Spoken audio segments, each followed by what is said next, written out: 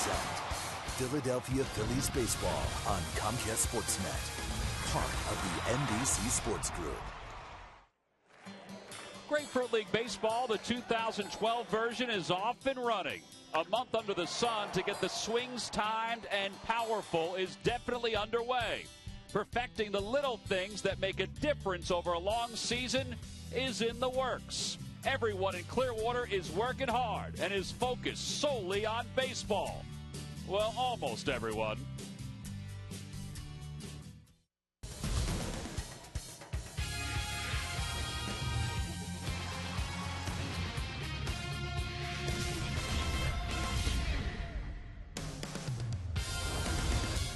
If you're a young fan in Major League Baseball, it's probably pretty safe to be either a Yankee or a Phillies fan. A sold-out crowd this afternoon here at Bright House Field as the Phillies and the Yankees get together for the third time in 3 days, and the Phillies looking for their first spring training victory.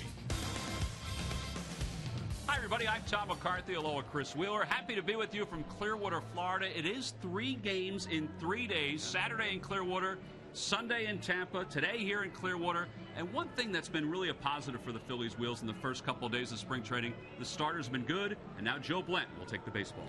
Yeah, they want to see something from Joe Blanton right now, Tom. Another year left on his contract. Last year he had a beginning and an end and not much of a middle because of a bad elbow. Early in the season he pitched a really good game for the Phils at San Diego. It seems like the Phillies always play well against the Padres out there, and they swept the Padres in another game. You see his changeup working. He's a ground ball pitcher when he's on.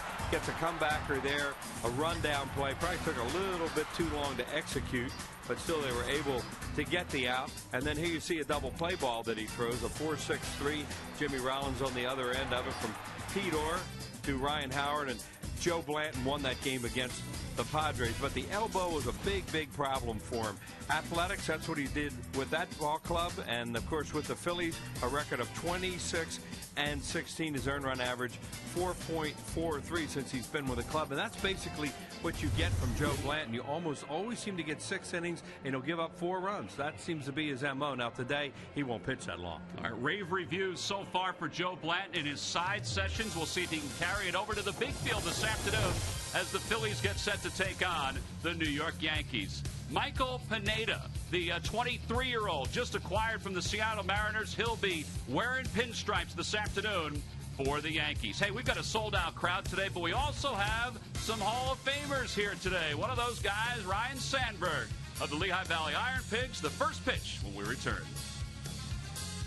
Phillies baseball is brought to you by your local Tri-State Toyota dealers. Go Phillies, go Toyota, moving forward. By Citizens Bank, we're for homes. Talk to us today about how we can help guide you to the loan that's right for you. And by Xfinity, only from Comcast, the official HD triple play provider of the Phillies.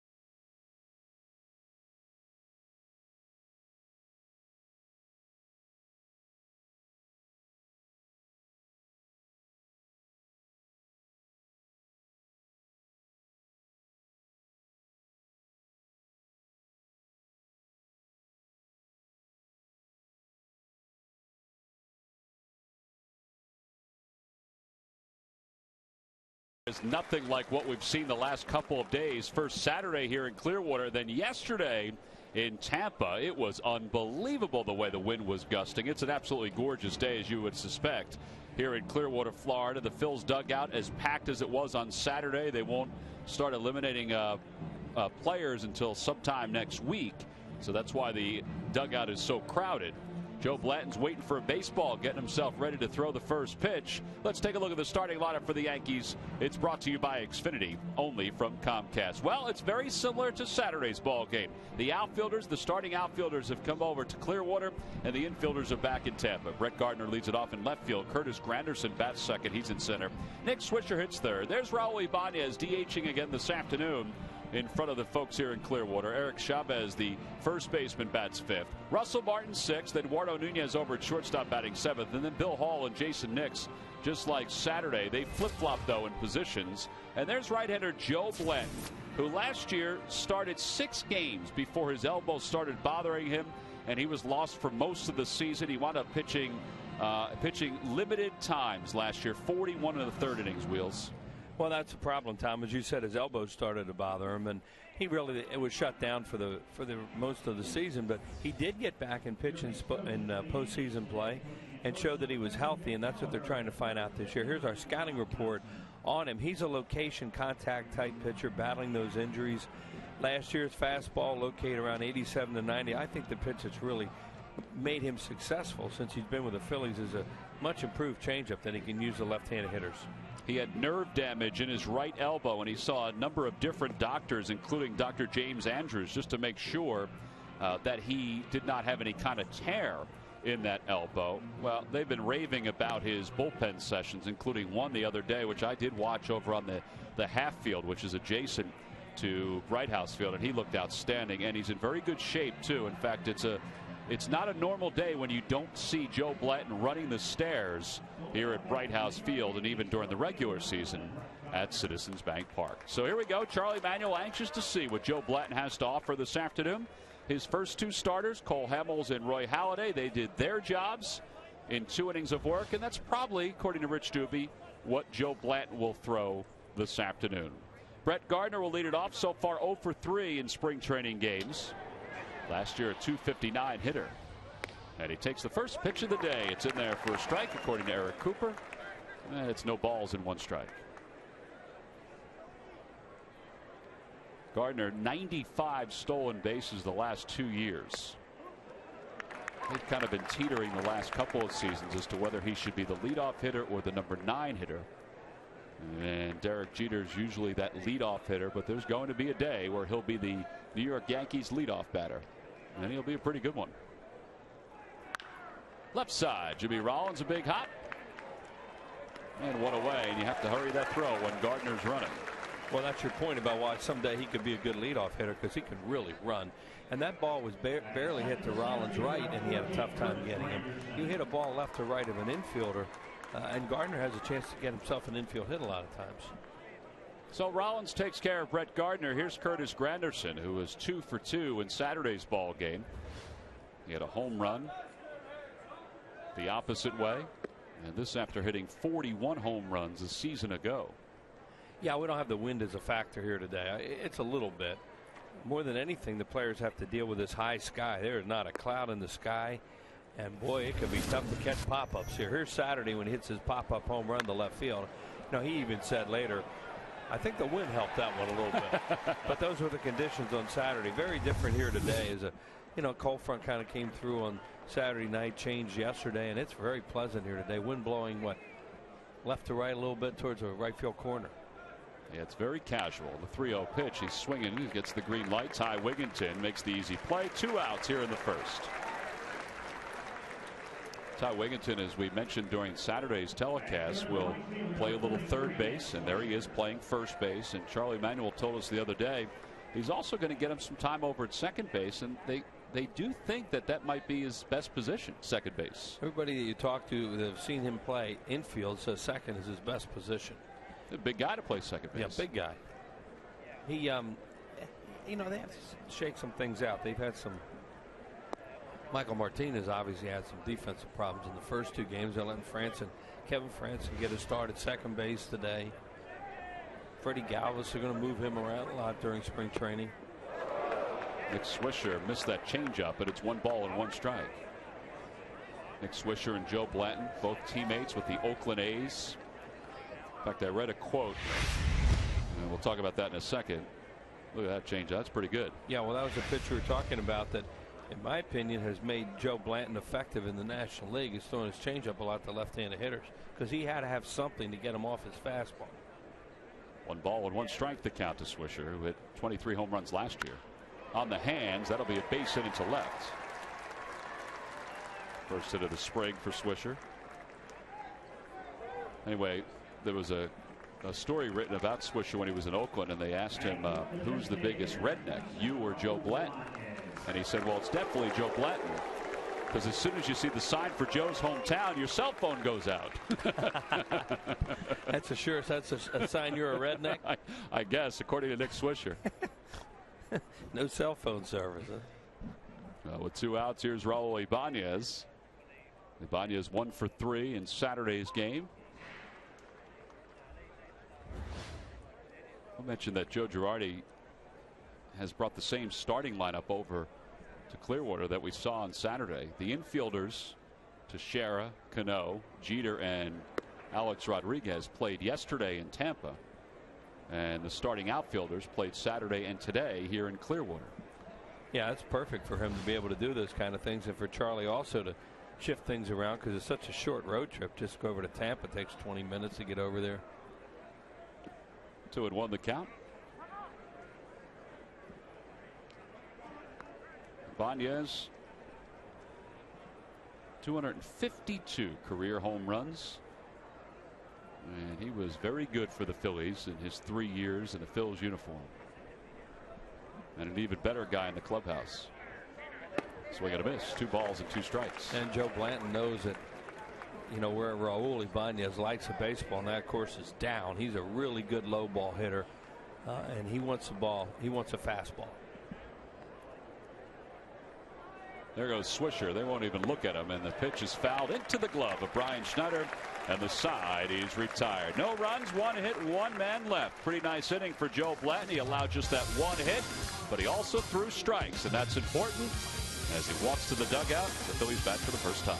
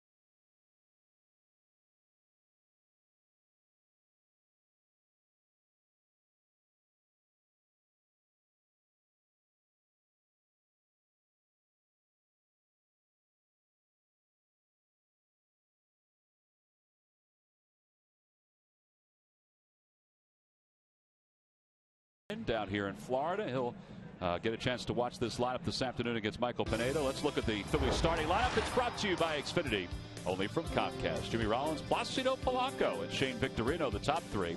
Then Jim Thome, Hunter Pence, and Ty Wigginton. Dominic Brown, who's had a couple hits already this spring, is in left field. He'll bat 7th. Batting 8th is Brian Schneider, and then Kevin Franzen. He's playing second base this afternoon. And again, they will face 23-year-old right-hander Michael Pineda, who was picked up in a trade for Jesus Montero, the Yankees' top catching prospect. And the rotation spot is not exactly his yet, but I would think he's going to be in the starting rotation. Yeah, we'll you would think so. Look at the numbers he put up last year. We went in there last year and they had King Felix and then this guy. Faced him 2 nights in a row, and they were a handful, to say the least.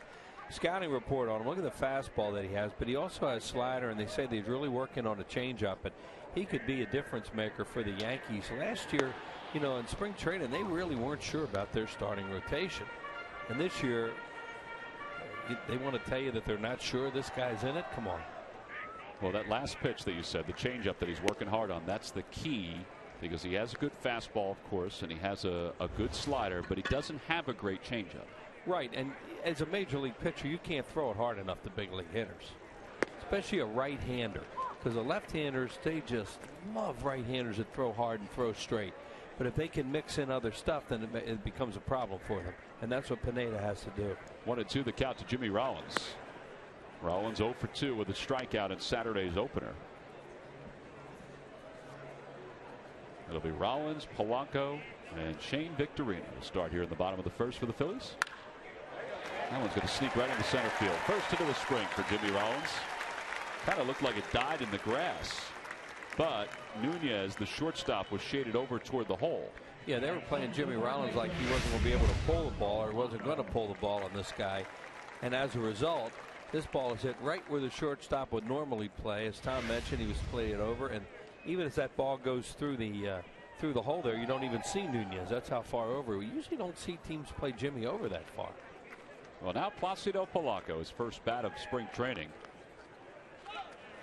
And Pauly says every day that he feels great, that the hernia operation he had during the offseason was a success. He's fully healed. And this is a guy who was a lifetime .301 hitter who certainly did not have that kind of year last year. He had that kind of April, if not better. But he was plagued with that stomach injury for most of the year. As he said, he's ready to go. Well, all the things that they talk about the Phillies want to try and do better can start with a guy like Polanco, because he's a prototype number 2 hole hitter, because he'll make contact, he'll hit the ball the other way, he can work it, he can help a base stealer like Rollins. There you go, right there. You know, with a guy on first base like Jimmy is, he's taking a shot at the hole to try and get an early first and third, maybe get a quick run, and that's what Polanco is so adept at doing. Normally you'd like to have a left-handed hitter and the 2-hole hitter so he can pull, but you see that big hole on the right side with a runner on first base, and Pauly, for a right-handed hitter, can work the ball through there. Now you remember, he was an all-star last year. He also won the Gold Glove over third base, and rightfully so. You kind of look at it and say that he probably deserved it the year before. Scott Rowland won it the year before.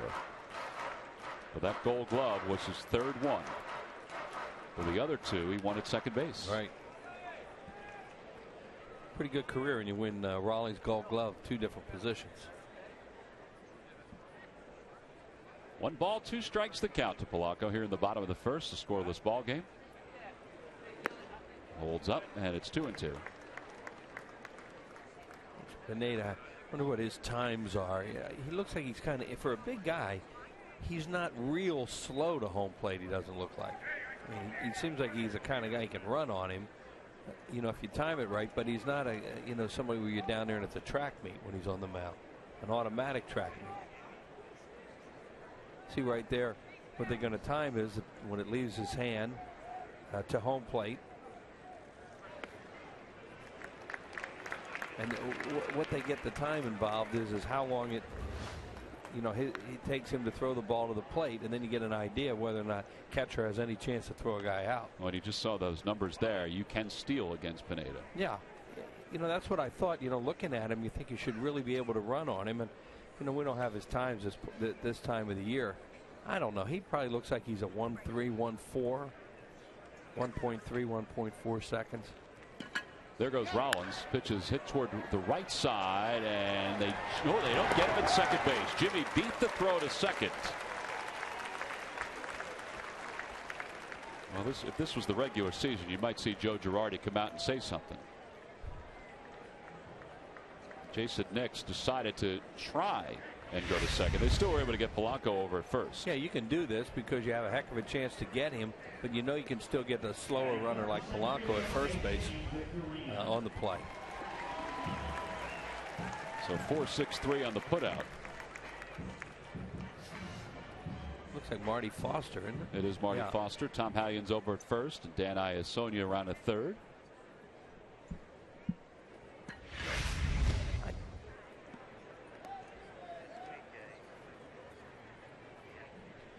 Looking at that replay, it looks like he was out by a hair. So a runner at scoring position for the Phillies. Victorino the batter, and he takes a breaking ball for strike. Victorino was 0 for 2 in Saturday's ball game. He got his work in yesterday, and then when the Phillies went over to Tampa, his day was done. But he was watching the game. He was tweeting throughout most of the ball game, talking about Philippe Almont's fastball, and that one is a foul ball. Almont yesterday was at 96 miles an hour consistently with his fastball. Yeah, they had a little problem catching the ball yesterday for some of the pitchers, and Almont was one of them who was victimized by that. Rich Doobie says he loves his fastball, and he said Philippe has to work on his secondary pitches. You know, like the same thing we're talking about with this guy, because you can't throw it hard enough to these hitters. No balls, 2 strikes the count to Victorino.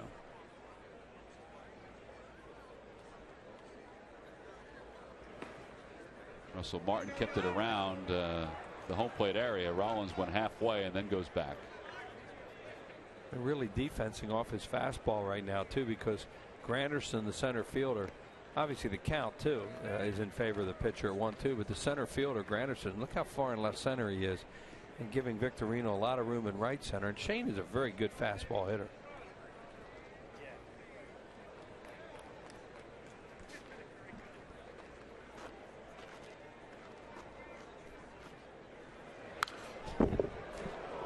That one hit straight back and hit the screen behind home plate. Not by much. Wheels flinched a little bit. That ball almost did go right over the bar. And where was it going then? It was going to come right into the window. Ooh. So it remains 1 ball and 2 strikes. Victorino is out on the half field today, adjacent to the main field, working on his bunting with Pete McCannon. Martin will take a look at Rollins and then throw out Victorino. So 2 outs here in the first inning. Shane Victorino had a busy offseason, got himself in great shape, but he also took up acting. Let's listen in and watch as he worked a little Hawaii 5-0.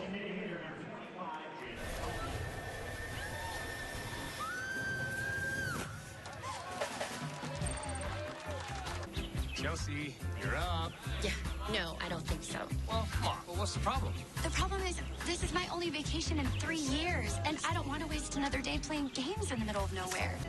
Well, this trip's not about partying. It's about team building. So let's go. Come on. Okay. Who would like to be on my drinking team? Little team building, Wheels. Yeah, team. Well, that's important. And all walks of life. Yeah. Shane, of course, a native of Maui. Well, so that was very enjoyable, and his director's chair is still circulating around the clubhouse. Very natural for him to be on Hawaii 5-0. There's a big star that's up above his locker in the clubhouse with the number 8 on it. He's okay with that. 1 ball, no strikes the count to Jim Thome. Thome 0 for 2 on Saturday. And he takes that strike at the knees. It's 1-1. Well, they're not playing him the other way. No, they're not. In fact, they robbed him of his first spring training hit on Saturday when they had this same alignment. Bill Hall was in shallow right field, and he snared a line drive. That's even a pull defense in the outfield. A lot of times we'll play it the other way in the outfield, even though you have an overshift in the infield. Thome will begin this year with 604 home runs. Amazing, isn't it? Once his playing days are over, 5 years later, he should be enshrined into baseball's Hall of Fame. He and I were talking about that one of the first days when he was here. Speaking of Hall of Famers, and Reggie Jackson's here today, and Ryan Sandberg. But Thome has hit a lot of home runs to left and left center in his career. In fact, he stood there and he went through them in his mind. His, 1, 2, 3, 4, 5, 6.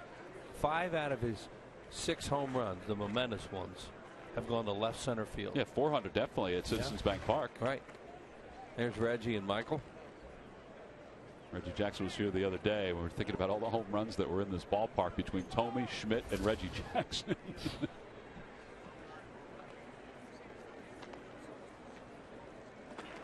Swing and a miss, and Pineda gets his second straight strikeout. So the Phillies get a base runner. They leave one in scoring position, and then a pretty impressive fastball ends the bottom of the first. We go to the top of the second.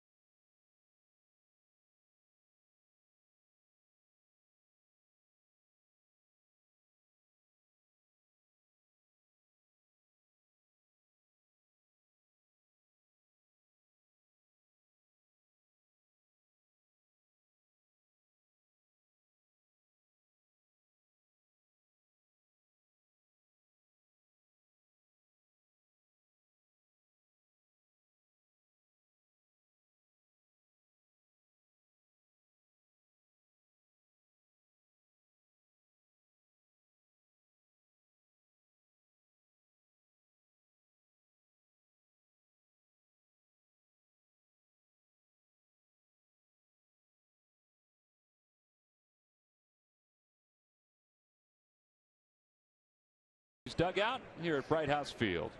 No scores. We go to the top of the second. Eric Chavez will lead it off for the Yankees. And that got a piece of Eric Cooper, the home plate umpire. And it's no balls and one strike.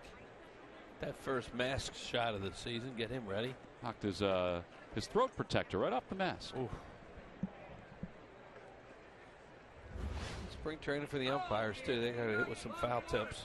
Get ready for it. Chavez last year hit .263 for the Yankees with a couple home runs, 26 runs batted in. High chopper to first, off the heel of Wigginton's glove, but plenty of time, one away. Hopefully Wigginton is okay.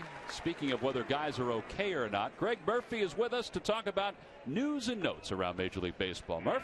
That's right, Tom. I'm doing just fine here in the second level of the picnic area here at Bright House Field. And we take a look, Phil's playing in their third preseason game, exhibition game of the season, and other teams also getting underway. How about Steven Strasburg of the Washington Nationals? Pitched 2 2/3 innings, struck out 3, allowed 3 hits, and walked none in their game yesterday against Washington. They were very happy with the way he looked. The Detroit Tigers, are you kidding? Did they have the bats going or what? 9 home runs from 8 different players, including one from newly acquired Prince Fielder. Tigers won that game 18-3 over Atlanta. And the Brewers, well, they got some bad news about outfielder Corey Hart. He's going to need surgery. He has a torn meniscus. He'll be out 3 to 4 weeks. So that's some of the things going around National League, the National League and the American League. What about right here in Philadelphia, or the Philadelphia Phillies? You talked about Placido Blanco, guys, and his health, and Ruben Amaro and Charlie telling us they're really excited about his health.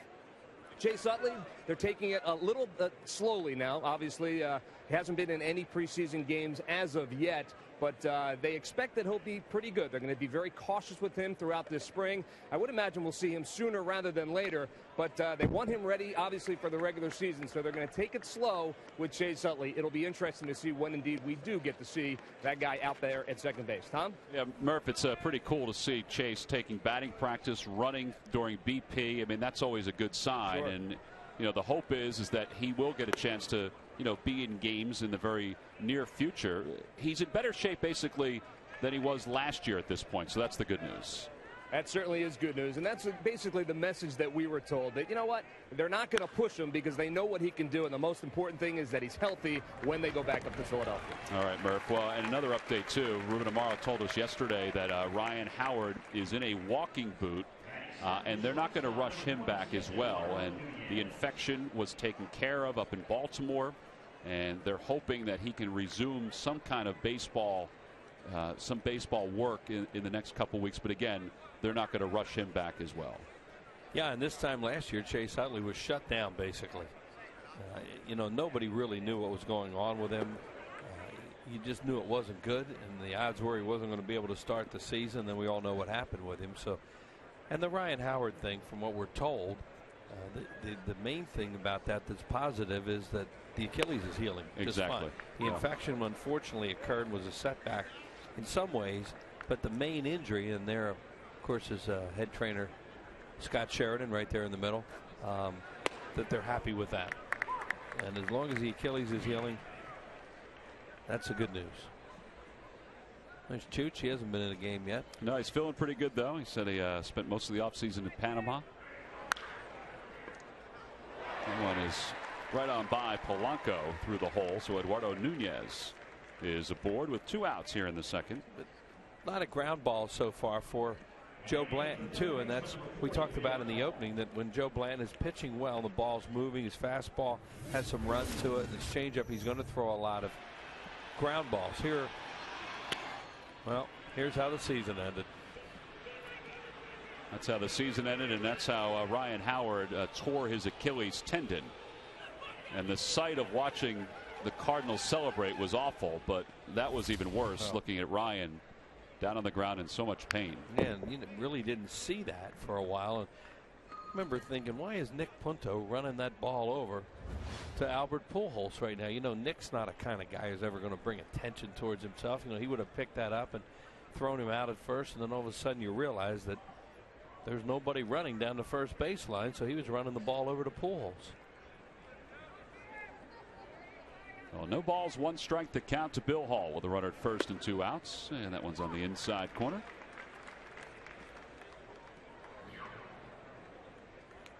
Joe threw 15 pitches in that first inning.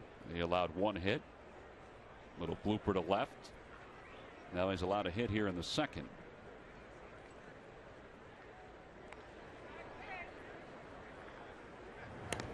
Joe is a very important piece to this puzzle. Last year at this time, the Phillies had Roy Oswalt. So with Blanton's injury, it opened the door up for Vance Worley.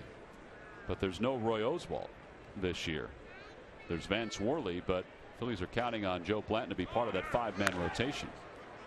Nice hop for Placido Polanco, and a pretty casual inning again for Joe Blanton. No runs, 1 hit, 1 man left. Through 2 for Joe. He's allowed 2 singles. His day is probably done. We go to the bottom of the second in a scoreless game.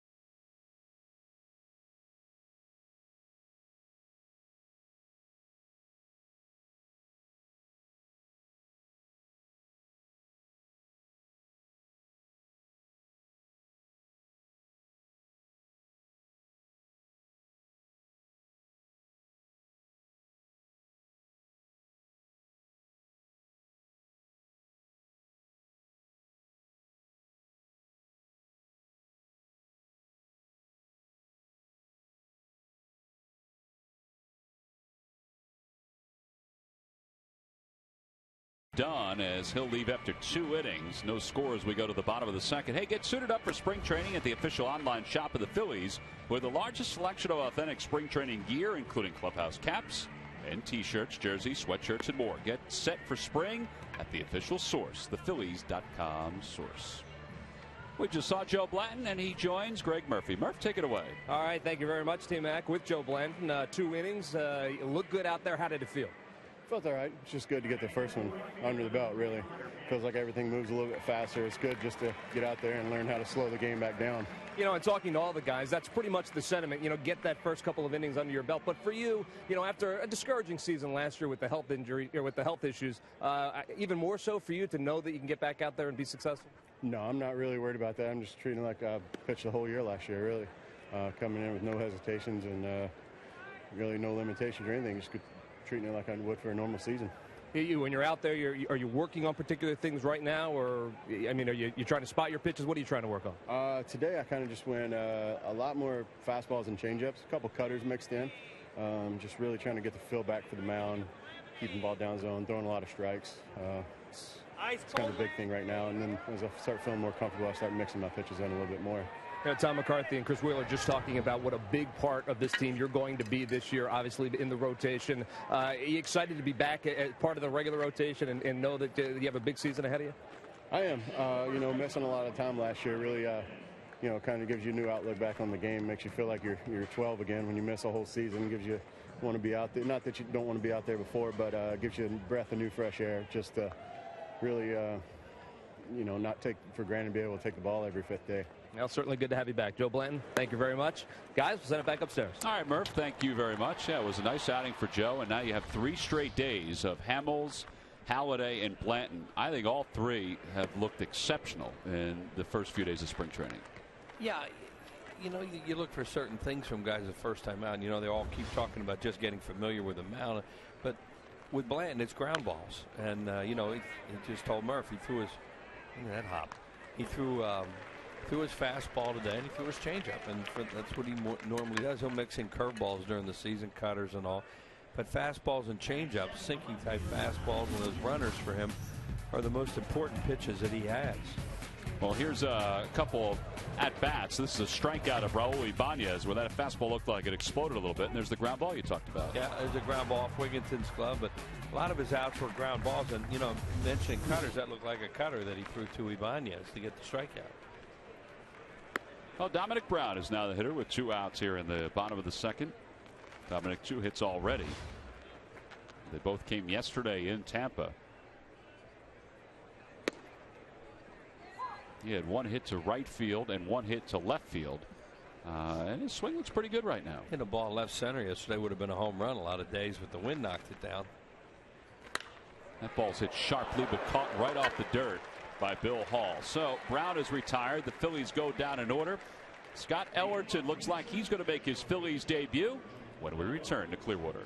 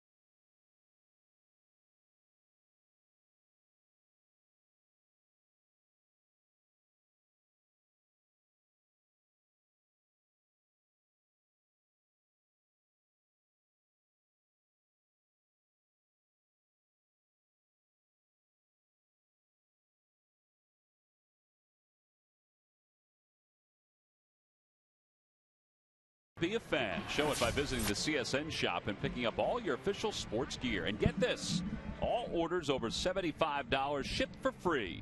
Visit shopcsnphilly.com now. We talked before about Chase Utley. He was taking batting practice again today. There's Chase with Lance Nix.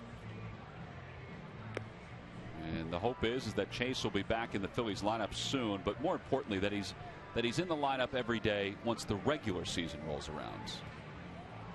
Yeah, he's fine. He feels really good this year, and I think one of the most impressive things with Utley right now has been the ability to gear himself down a little bit. You know, that's never been easy for him, and he accepts right now what he has to do to be able to compete all season.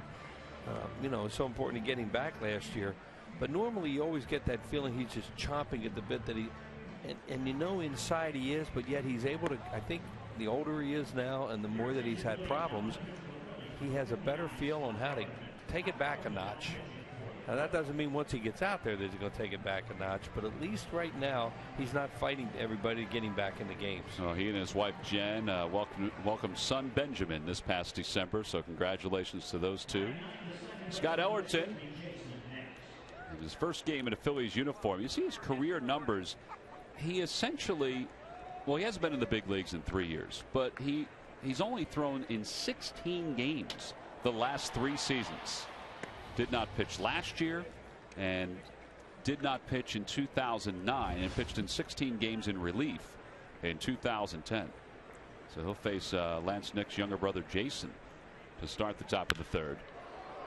And the count is 1 ball and 1 strike. You know, this guy's 36 years old and has been in a lot of major league games, but I bet he's really nervous. Right? Probably is. Just to get back on. You know, you heard Joe just say that. Joe Blanton just say that to Greg Murphy, that, you know, just the feeling of you missed the game. He was, you know, Joe was away for a while last year. Well, think how a guy like Ellerton has probably missed the game so much that he's doing everything he can to try and, you know, get back and press somebody during spring training, whether it's here or somewhere else.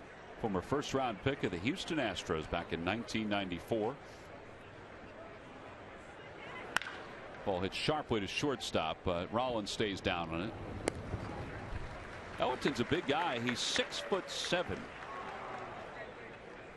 He is from Lamar, Colorado. Now makes his home at, I think it's Lyman, Colorado is the way you pronounce it. Yeah, when he went to when they traded him to the Rockies, he was going back home because that was his hometown, Denver, basically the Denver area.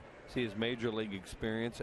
At one time, he had a really heavy sinker, and that's the kind of pitcher he was. Not a strikeout guy, but a guy that make you beat balls into the ground a lot. Brett Gardner hits that one right off his foot. And it's no balls and 1 strike. Gardner grounded to shortstop his first time up. I asked Rich Doobie today about Scott Ellerton and what he plans to do. And he said, well, more than anything, he's going to try to stretch him out. You know, they're not sure what his role would be if he made the major league club. But they're going to stretch Ellerton out just as they're going to stretch a couple of other guys out, like Kyle Kendrick, just in case he's needed to be a starting pitcher. Well, he got that one right in on the knuckles of Brett Gardner. It was up a little bit, but 2 ground outs and 2 outs here in the third. Yeah, he's another guy that could give them some inventory at AAA for Ryan Sandberg at the Lehigh Valley Club. That was a fastball, and he just kind of smothered it towards second base, up and out of the strike zone. There's Rich Doobie taking notes.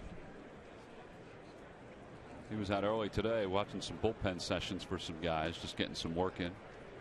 The thing about spring training is that you arrive early if you're a player or you're a coach, probably even earlier if you're a coach. Well, he lives down in the Sarasota area too, so he commutes.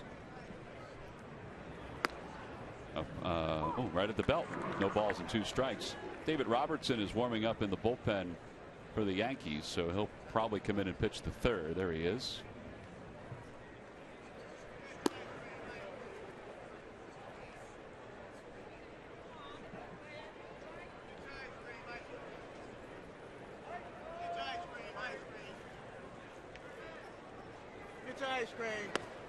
The slider there. I think it's interesting where they're using Ellerton today too. They're using him to face, you know, guys who are major league players. You know, you could have used them a lot later in the game against the, you know, the substitutes when they came in, but no, they're using him early. There's another slider that went into the hands of Granderson, and he popped it foul. Yeah, that's why you'll see like a David Robertson, who's the Yankee setup guy. He'll pitch in the third to face major league players, and Rich Doobie's not alone in that. And he has some guys he wants to look at this year because, you know, there are bullpen spots that are there. And he told us the other day, you know, some of the older guys could keep some of the younger guys down in the minor leagues another year. There's Jose Contreras, the big truck. It is a big truck he drives, yeah. too. You would expect a big guy to get out of a truck like that. And when he gets out of it, it fits. Well, they're excited about the last couple of outings he's had, just throwing some live BP, because he looks like he's almost ready to come and throw in a ball game. Yeah. An elbow surgery this offseason, with it actually at the end of last season. So 3 straight groundouts for Scott Ellerton. Pretty nice debut for the 36-year-old. He retires the Yankees in order. We go to the bottom of the third. David Robertson's coming in to face the Phils.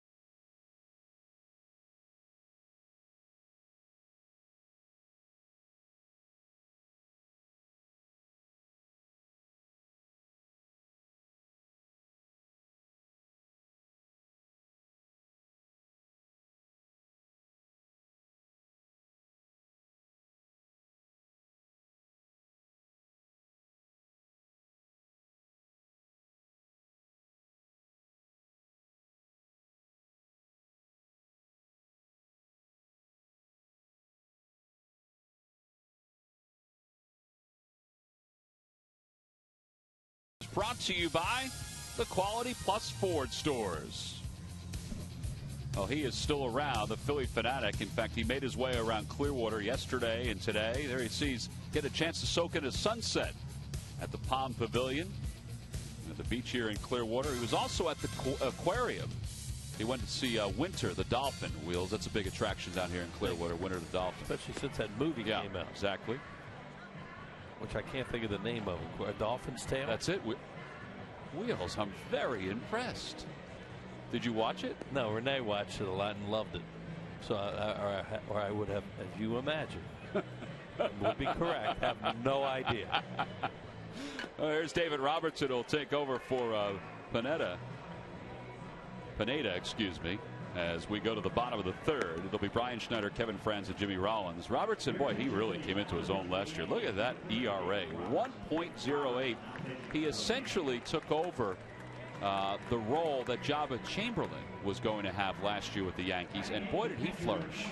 Yeah, that's a lot of strikeouts, too. 70 games out of the bullpen, all in relief, and won 4 games. He even picked up 1 save. You don't get a lot of saves on that club, of course, with that other guy around.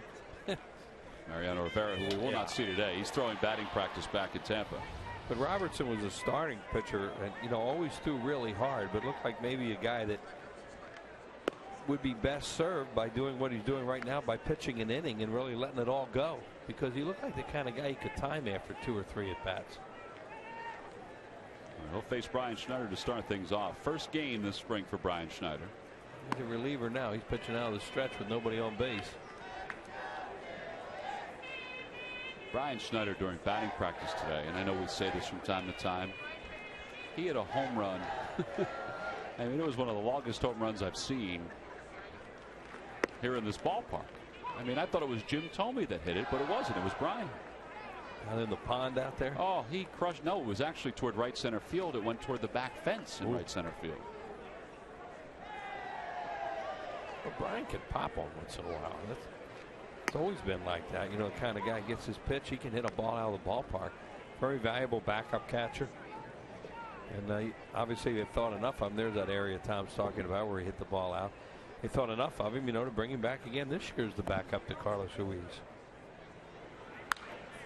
Went after a high pitch, and they don't like that in his own dugout. No, he scatters the dugout a little bit. No, they're not happy with that. It was Rich Doobie and Chase Utley. It's a target-rich environment this time of the game, too, with all these players around. Right it do.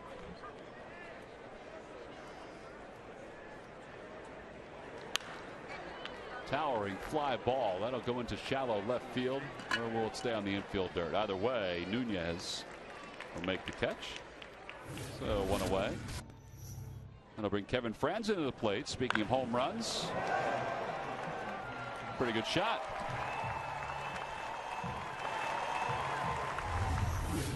This is a guy who's had a lot of major league experience. We talk about it all the time in spring training, and you have quite a few of these guys that will be in camp with you, especially early on, getting a look. Yeah, he's played 228 games during his major league career. I mentioned the other day that he can play all around the infield. He is naturally, as he told me today, a second baseman. But he says he's played a lot of shortstop, and he said as the year goes on, I find myself playing even more shortstop. Now, part of that is because, as he said, some of the shortstops get brought up to the major leagues. Well, if you want to be a major league utility player, you know, nobody sets out to do that in their career, but that's what you become sometimes. You better be able to play shortstop. Last time he played in the major leagues was 2010. He played 54 games. He actually played 109 games in 2007 with the Giants. Hit 269. I thought he, you know, we used to see him with the Giants, and he always, to me, looked like one of those kind of players who you'd like to have in your ball club, you know, to give you some depth. 2-1 the count to him. Inside, 3 balls and 1 strike.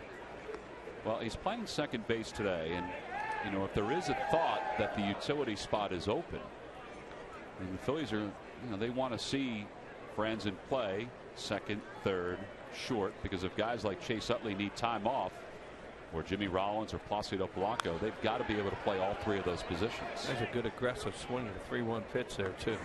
And something that, you know, they'll throw a little check mark next to. All right, what kind of swing do you get 3-1 when you're ahead in the count?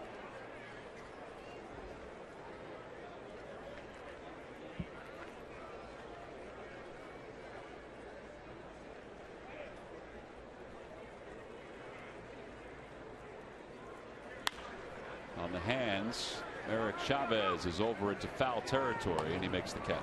Boy, that fastball had some movement. Sure did. Well, Friday, April 13th is the start of a 3-game series between the Phillies and the New York Mets. 7:05, 4:05, and 1:35. Mark down Saturday the 14th because it's Turkey Hill Kids Opening Day. And all fans 14 and under receive a Charlie Manuel commemorative baseball. Then Sunday the 15th is a tribute to Jackie Robinson, and the Expedex 2012 schedule magnet will be given out to all fans. Order your tickets now by going to Phillies.com. 2 gone. Jimmy Rollins, the hitter.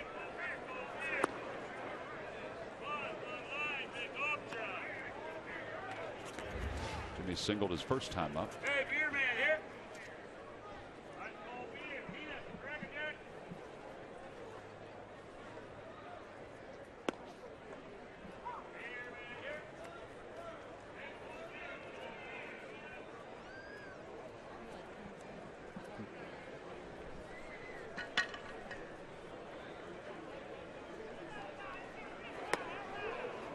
One ball and 2 strikes the count to Rollins. Mentioned before that Jimmy and his wife Jahari are expecting their first child, a little girl, this May. I said, what'd your mom say? What did Gigi say? He said, well, she said, I'm going to be there on the plane all the time. I said, you're going to be a good dad. He said, well, my dad was a great dad, or is a great dad, so I learned from the best. That's a nice thing to say about your dad, isn't it? It sure and is. He means it too. And when you know Jimmy's father, you can see why he'd say that, because his dad is a great guy. 2 balls and 2 strikes the count to Rollins. And so's Bob. So's Gigi. There you go, Wheels. That's right above our heads. Yeah, that's safe.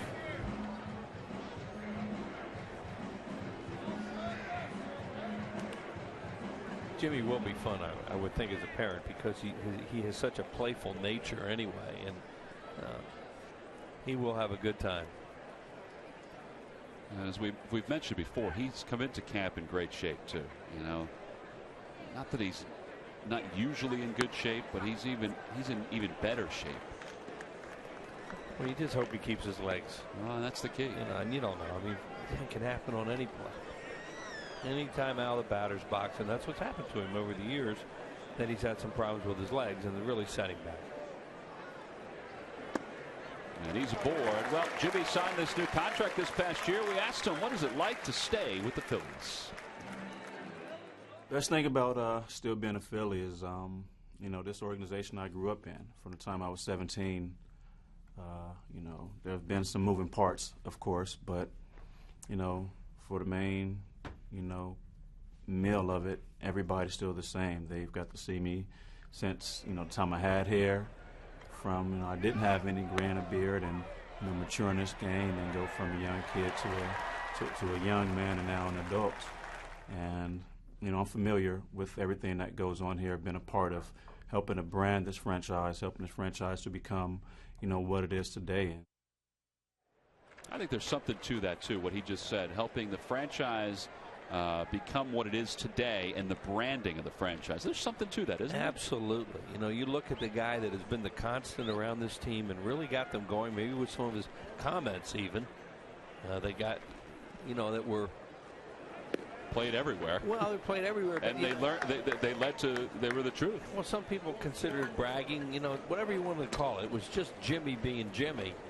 And he's able to back up what he does. And boy, that's really good to see him run right there and steal a bag like that. Well, it's 1 ball and 1 strike to count to Polanco.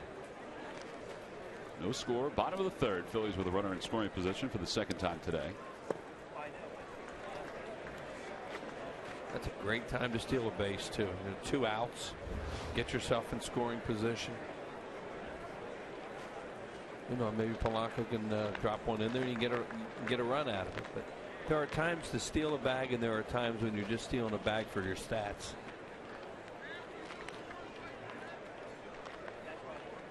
There he goes again. Well, he's going to be able to get to 3rd. Did Martin drop that ball? Yeah, he dropped the ball. No, he didn't drop the ball. It sure sounded like a foul tip. Well, it did, but he hung on to the ball. Well, if he hangs on to it, then it's fine. I saw him reach down at one point. Guess it never hit the ground. That's what the Yankees are asking right now. Doesn't this thing hit the ground? It's foul. Nope. No. That's it. He was looking at it. Yeah, it's in his glove the whole time. He dropped it on purpose. We just saw the replay. He dropped it on purpose. We're not buying, Russell. Yeah, he definitely caught that thing. Back toward the middle, and the Phillies will take the lead. That's a beautiful sign. Steal 2 bags and get a base hit from your number 2 hitter, and it's 1-0 Phillies.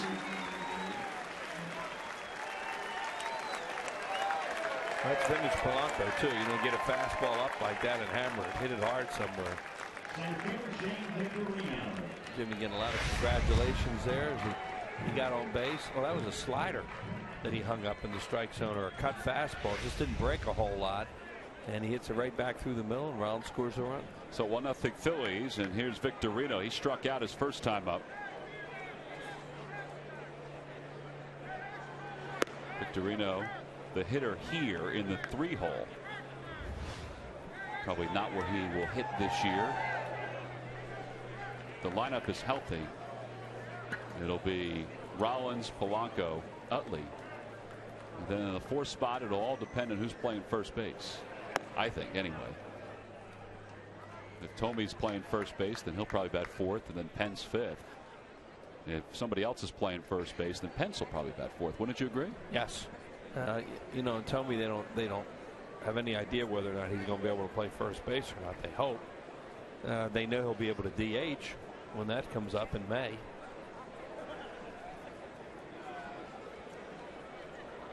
Two 2-0 the count to Victorino.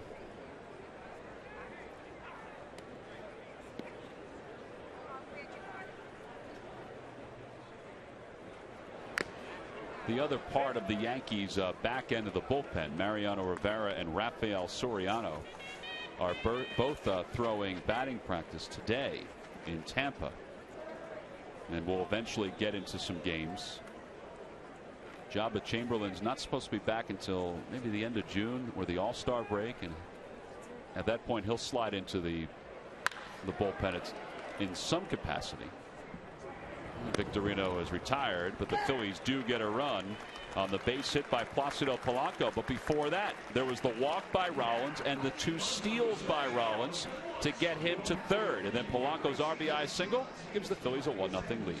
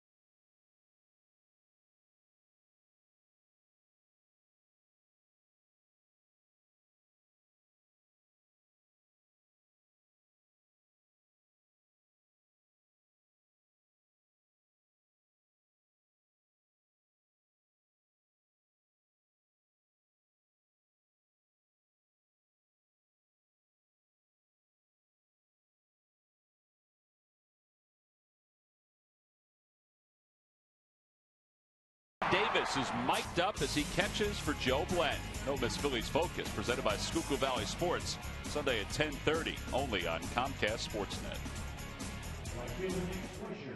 A lot of youngsters soaking in the sun, get a chance to be out of school for a few days. 1-0 Phillies, top of the 4th. And ladies and gentlemen, Sweetness has joined us in the booth. Gary Matthews. Sarge, how you doing, buddy? I'm doing just great. Nice sunshine. Phillies are out in front for a change. There's Nick Swisher, and he takes outside. 1 ball and no strikes. Swisher singled against Joe Blanton his first time up. Big Joe looked good, didn't he? Yeah, he did. And you can always tell getting ground balls when he's getting that sinker ball down and getting those balls. It makes it easier for him getting those early outs. Doesn't have to go deep in the count. Well, I just read that promo about Ben Davis catching Joe Blanton, and we'll see that feature on Phillies Focus this week. And I watched that bullpen session. I'm telling you, he was throwing well in that session. Yeah, and easier though too, Tom, when you're throwing like that, and the guys will always tell you once you get into the competition. He said that. That's when you want the ball to be able to move the same way. He also said the speed of the game, he wanted to slow it down a little bit. So 2 balls and 2 strikes to Nick Swisher here at the top of the 4th. Scott Ellerton had a 1-2-3 third with 3 ground balls, which is a good sign for him. Got it on the hands of Swisher again.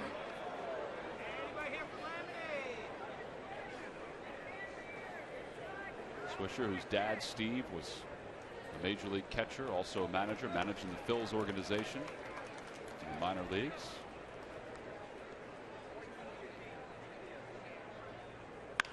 Ground ball again. This one to Wigginton. 3-1 on the putout.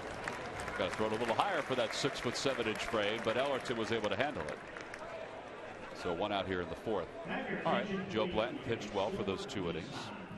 Phillies offense stole 2 bags and got a base hit from Polanco. Pretty nice. Like that clutch base hit with 2 outs with Polanco. However, for me, still not squaring up enough balls that you would like to. And talk to Charlie earlier, that's what he wants the guys to do, laying off the pitch. That was a good at bat there by Polanco, being able to fight balls off, hit that ball hard up the middle. Looked like it was something off speed. But this is what they're going to have to do this year, and hopefully get on top early on and often. Well, and get on top early, as Charlie has mentioned.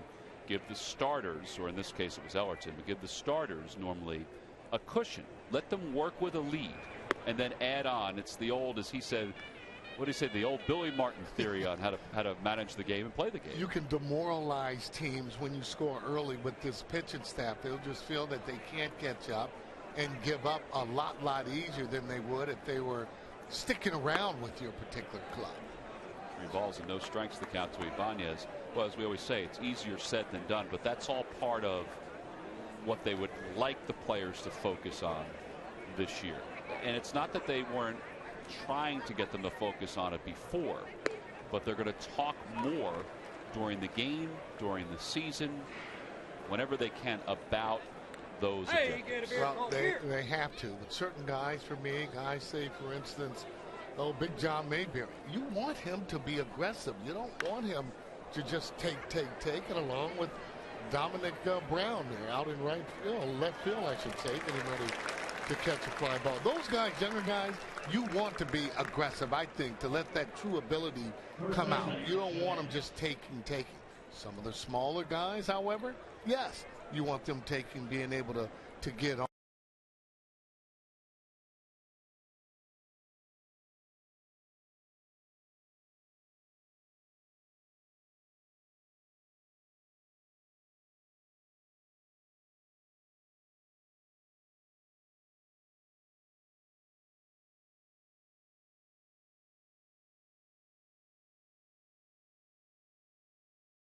Balls hit pretty hard.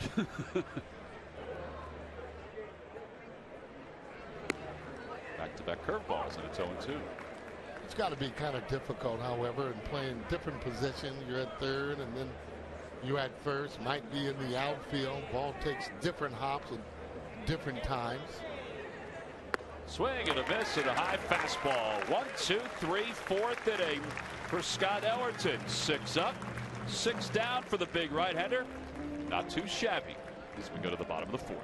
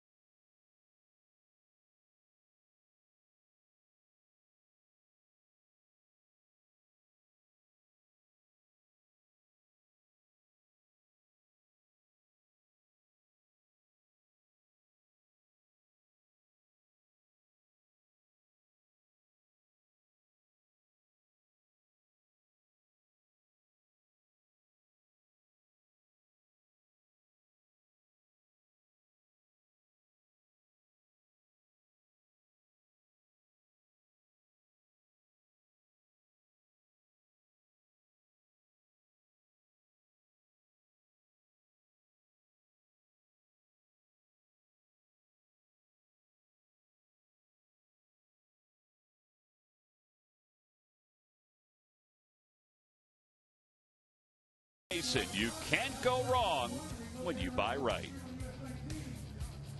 Sold out crowd here at Bright House Field. The Osprey are floating around, settling in up top. Their little perches that they put in all around the Clearwater, Tampa area, particularly here at these ballparks. Keep them out of the light, Sarge. That's what they're trying to do. New pitcher for the Yankees is Cesar Cabral, left-hander who we saw the other day. He'll take over for David Robertson, who goes 1 inning. Robertson allowed a hit, couple stolen bases, 1 walk, and no strikeouts and a run. So the Phillies lead at 1-0. There's Cesar's numbers in the minor leagues. Scott Ellerton, I'll tell you what, hasn't pitched in the major leagues in 3 years. Making a comeback, trying to make a comeback. he had to have butterflies and 6 up, 6 down, Sarge. I mean, pretty efficient work. Actually, he slings the ball. Could be difficult to pick up. But when you haven't pitched in that long, you bet you do have butterflies. And, boy, I guess you just stay at home and you're looking at different teams. You're going, hey, I think I can come back. I think I can get those guys out. Well, you know as well as anybody, you went through it yourself as a player, but and your son Gary went through it too as a player. It's tough to say goodbye to the game as a player.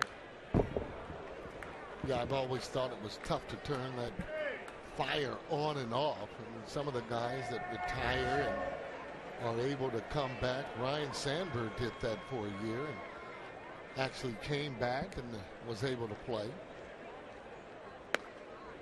On the outside corner.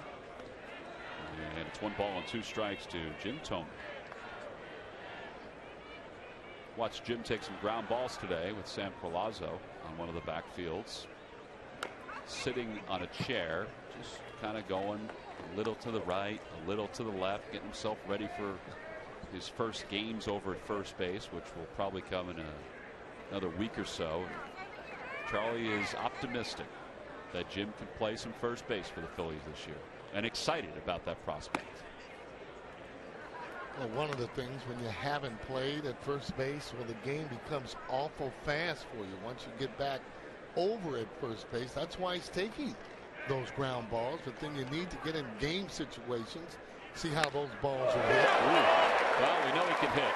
That one's into the alleyway in right center field, and it's off the top of the fence.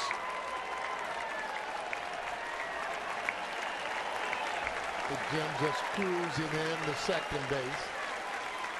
Listen to the reaction from the crowd. I mean, that's just outstanding. Oh, they want him to do good. I mean, they want him to. Yep, he's that's one of the good guys in the game. Always has been. Very, very respectful. Knows what he wants to do with the ball. Look at this. Slow feet. Keeps his head down. Classic swing. Here it is again. Look how his hands are back. Explode. Once you get that ball out in front of the plate, hands extended, that ball goes a long way, just like that one. So he's aboard with a leadoff double, and he did it against a left-hander too. Now that'll bring Hunter Pence to the plate.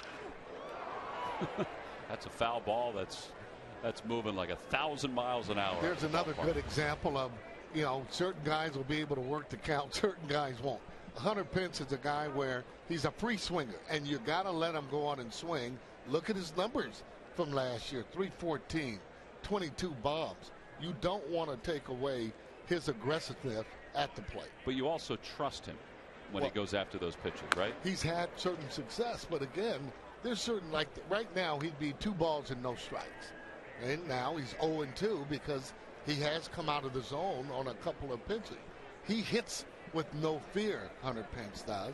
And another reason why doesn't bother him to have early strikes on. He's going to take the same type of swing.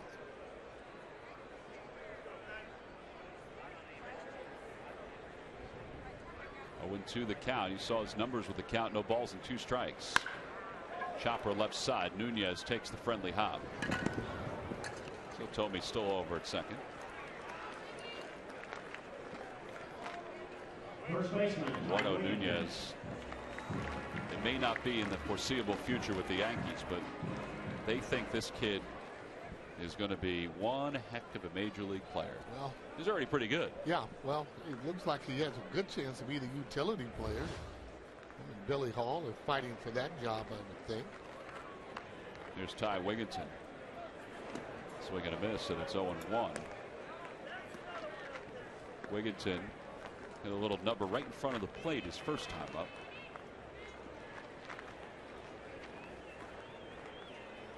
Joe Girardi is already in his 5th year as the manager of the Yankees. He doesn't have a lot of roster spots open. He is looking at Cabral, though, because Cabral was a Rule 5 selection that the Yankees acquired from the Kansas City Royals. And the Royals took him in the Rule 5 draft. It's the draft that takes place in December for minor league players who are not on a parent club's 40-man roster, and because of time served, they are exposed to other teams. And Wigginton just got bumped. And what that does is it gives them an opportunity for a team to get to the major leagues. However, he has to stick with that club and stay there. Other than that, he's exposed to go back. So you're right. They take a long look at those 5-year guys. Yeah, Cabral could be offered back to the Royals if the Yankees decide not to keep him. Now, there are different levels of the Rule 5 draft. Some guys are Rule 5 selections on the minor league, so they can just stay in your minor league system. But a guy like Michael Martinez for the Phillies, he had to stay with the team all last year. David Herndon the previous year had to stay with the Phillies all season long. And usually when that happens, the scouts are really high on you. The scouts with the Phillies, that would be. 1 ball, 1 strike to count to Dominic Brown, to line to third the opposite way his first time up. Hit it sharply. Good test for Dominic and whether or not he can stay in there on that left-hander. If you're going to play every day, that's what you have to do. Sliced the opposite way, but right at Brett Gardner. And Tomey gets back. 2 outs. Tell me what you saw on that swing, Sarge. Well, I like the swing. He's hit 2 balls very hard. And against the left-handed pitchers, a lot of times because the ball's going to be away, you want that ball hit to right field. And again, the more he hits the ball, the better. There's that extension, his head down. Watch his head goes down, hit against that back, that front foot. That's the way you hit. Not trying to pull that ball and going the other way. Pretty good contact. See his numbers against lefties last year. 281. That was with the big club.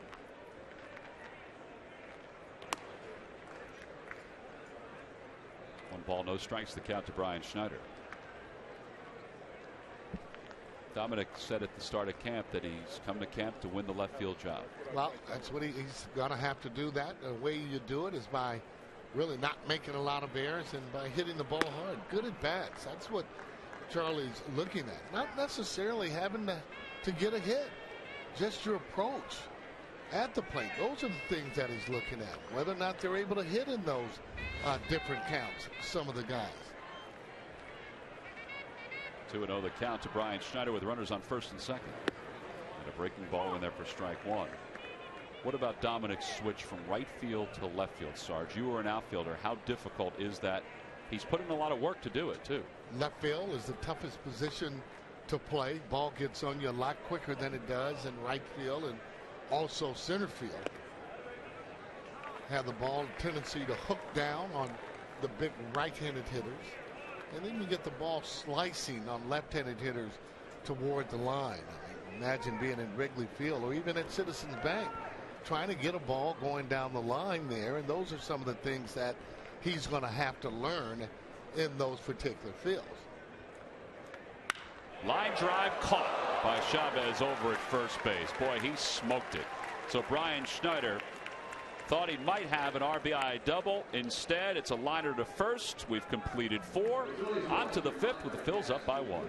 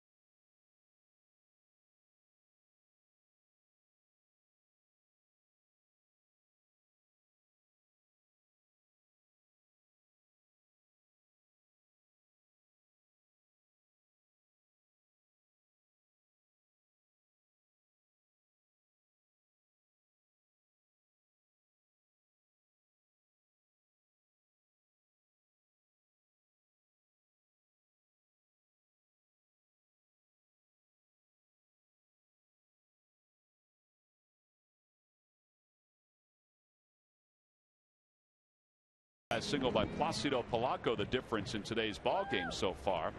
Autographs are always a big deal. So is the Phillies Wall of Fame. That's right. You can vote at Phillies.com for one of these 12 guys right here. Jim Fregosi's in the ballpark right now. He helped the Phillies as the manager to the 1993 World Series. How about Mike Lieberthal and Gigi? Greg Gross, he's on the ballot. The great Larry Christensen and Jim Constanti. Jim Constanti was a heck of a pitcher. He's there as well. And Curt Schilling, boy, Curt Schilling had himself a wonderful career. Well, that's some tough pickings right there, Sarge. It really is. I mean, for me, it almost would have to be Curt. I like Von Hayes there. He had a little rough time early on there with the fighting fields, but as much as Curt Schilling's done for the fighting field, and as good an athlete as he was, you almost got to tend, I would think, to lean that way. Well, and of course, Mike Lieberthal, you know, all the years he was behind the plate for the Phillies, too. So voting is open right now. It ends on March 14th. Austin Hyatt is the new pitcher for the Phillies as we start the top of the 5th. Russell Martin is the batter. So far, the Phillies starters have allowed 2 hits over 4 innings of work. It'll be Martin, Nunez, and Bill Hall. Those are the scheduled hitters.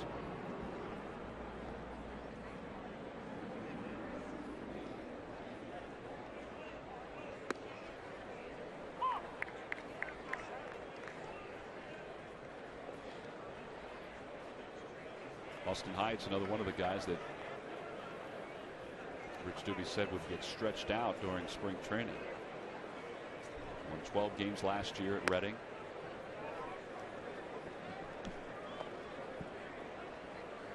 For the pitchers that come up and that have been in Reading, or really even in Lehigh Valley, that haven't been in the major leagues, good shot in the arm. And they're able to come here and also be around the different starting pitching that they have. Rich Doobie, pitching coach. Kind of like it as a coach or manager when you don't really have a lot of spots. That means you have a pretty good club. Well, if there are spots available, it seems like the spots are in the bullpen for the Phillies and for the staff to decide. And they've got a pretty good mixture of older guys and younger guys that they can choose from. Right, and both clubs like veteran ball players, although they'll give a young player a chance if he can do that, if he can do it. That's what Mayberry's getting, along with Dominic Brown, getting a chance to show what they can do, and they'll have the most opportunity to do that. They don't have a lot of veteran players that are pushing them or that are going to actually take the job. In this particular case, it's really up to the individual. Well, Nunez fouls it back, so it's 1 ball and 1 strike. Just saw Dominic Brown. We were talking about making that switch a half inning ago after he lined out from right field to left field. It's just a totally different view. Yeah, it is. Again, he's just a good athlete, and he's going to be able to not only learn, he'll get better. But I'm sure he wants it right now. And to come into camp and know that you got to fight for a job. Look at some of those numbers. There hasn't played there a lot. Throw by Schneider not in time as Nick Swisher swipes second. All right, well, while Dominic's out there in left field as a former outfield, what will be number 1 that he'll have to overcome? Is it the angle going after balls toward the corner, stuff like that? Being able to read the ball on whether or not balls are sinking, whether or not they're going over his head. And again, a lot of times the count's going to have a lot to do with where he's actually playing, the type of pitcher that you have on the mound, knowing that, hey, maybe I'll take a couple of steps back here when it's 2-0 on a particular hitter. But those balls that are in the corner, and then with him being left-handed, it's going to be difficult, but he can do it. I mean, I think he can do it. He's a good athlete. Should be able to. It's a foul ball off to the right. Yesterday, he was charged with an error in Tampa. Now, it was more because of the exchange. Right. Throwing hand, taking the ball out of the glove. He dropped it. But you saw something else, though, too, didn't you? You thought you saw the angle of his glove. Should have had that glove, but I thought turned a different way, which would have been easier. But, too, a lot of times those balls, once you get them, you're nonchalanting them, so you figure that it's already caught, where there's not going to be, any problem at all for you to catch the ball. But once you take it for granted, that's when things seem to happen. All right, well, Nunez was just hit by a pitch, and he was shaking out that hand. Joe Girardi and the Yankees athletic trainer out toward the first base line. They're going to take Nunez out. I mean, they're not going to take any chances, but he is in obvious pain. He is holding that right hand. This was probably his last half inning anyway. They may have let him play another half in the field, but he's gotten his second at bat, and that was probably going to be it for today. Well, you hope that he is okay, but a lot of times, too, let's face it, injuries play a big part as he turns into the ball. Again, we'll talk about that during the season. When you're loading up, that ball's coming in. You got to be a little bit more square. And if you're turning the other way, you can see you're not going to be getting hit in that area. He's almost anticipating the ball's in a certain area, getting ready to swing. The ball rides in on him and end up getting hit. Nobody wants to get hit. Well, Ramiro Pena will take over at first base. He'll be the pinch runner. And he was probably going to come in and play shortstop anyway. Don't get an injury here, get an injury there, and the guy that's fighting for that position, all of a sudden now, even if he's not playing well, he has a good chance to be able to take over.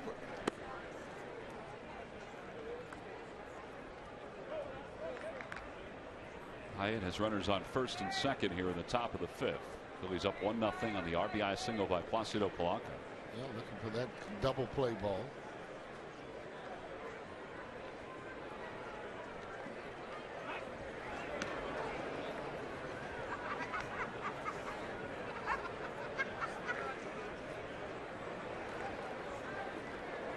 Hyatt last year in Reading led the league in strikeouts with 171 and 154 in the third innings.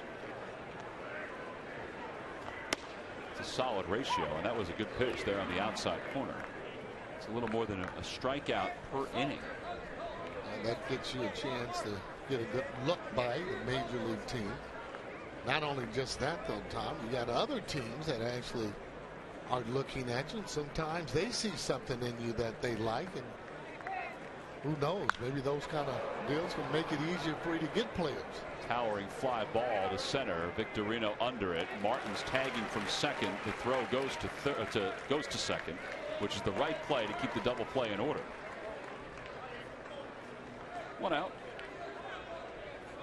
Yeah, you're right. Seems simple enough, but there are some fielders that would try and get into a position to throw that ball to third once it's in the air. Now the second runner from first is going to advance. Now you take away the double play.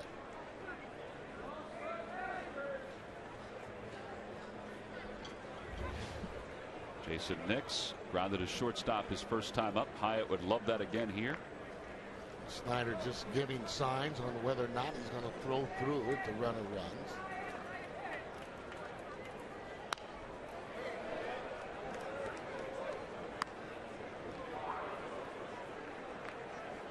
Mentioned that Jason Nix is Lance Nix's younger brother. He was part of the 2008 United States Olympic team that won the bronze medal in Beijing.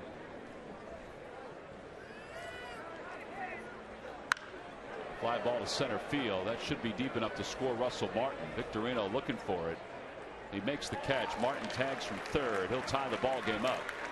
So it's a 1-1 game here in the top of the fifth on a sac fly by Jason Nix.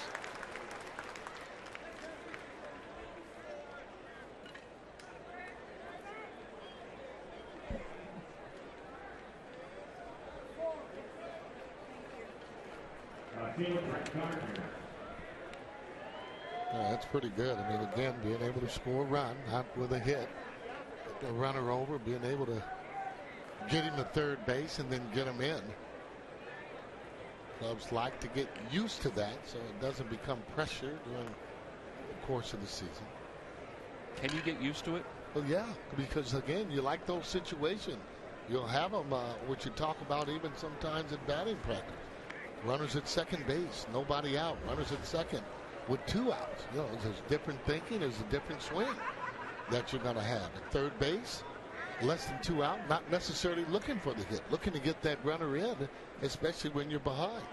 Sac flies will do it. Runner goes. Schneider's throw to second a little high, and it's in time to get Pena. So they swiped one, and Schneider gunned down the other one. The Yankees do score a run without a base hit. They scored on a sacrifice fly by Jason Nix. Brian Schneider comes out shooting here in spring training. Throws out Ramiro Pena, and he takes us to the bottom of the 5th.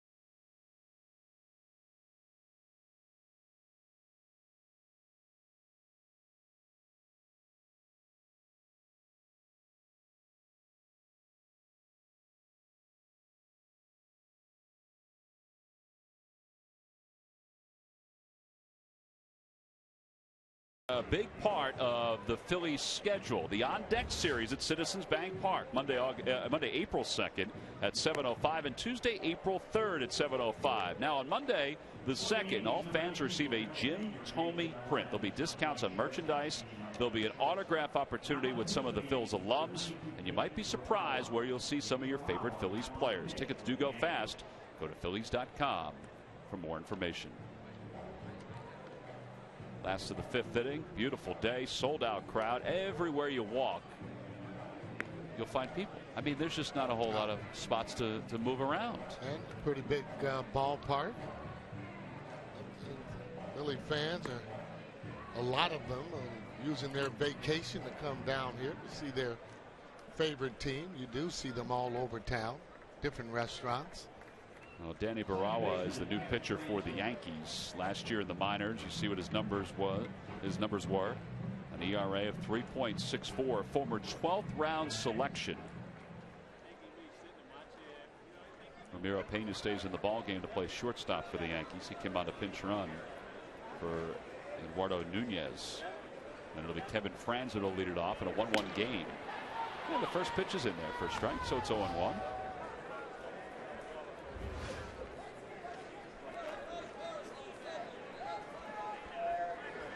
Franzen tries to bunt. It's 0-2.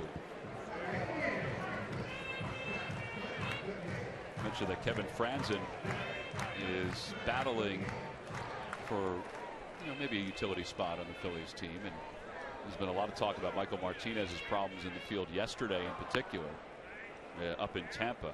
He just had one of those innings that you want to forget, Sarge, and the ball just found him. Yeah, even so, though, you're going to have someone that plays shortstop, and that's going to be a pretty big key for any of the utility guys. If Charlie doesn't think they're going to be able to play adequate shortstop, because that means they're going to be able to spell Jimmy Rollins some or give him a rest. Not having a guy in there just takes too much away from your defense. Here comes Bill Hall charging on that soft ground ball. Pretty nice play. One away.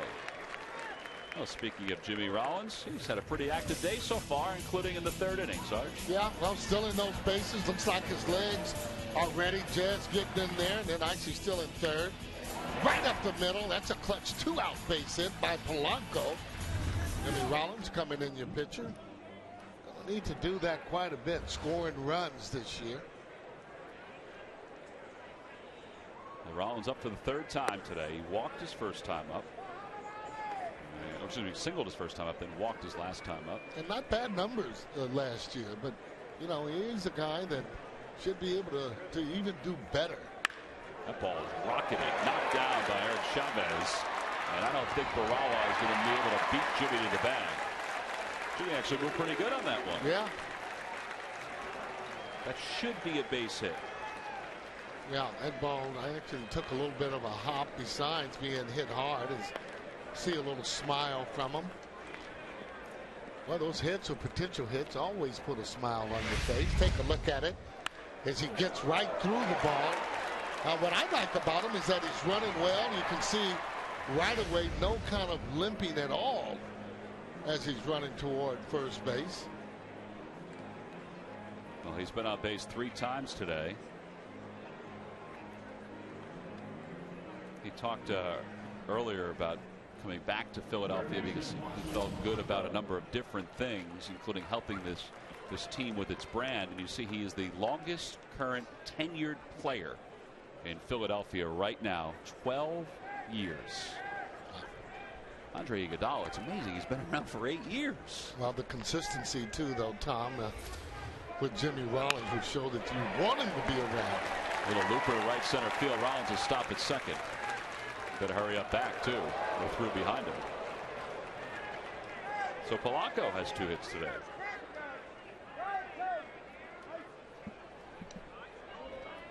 Another big key, Polanco.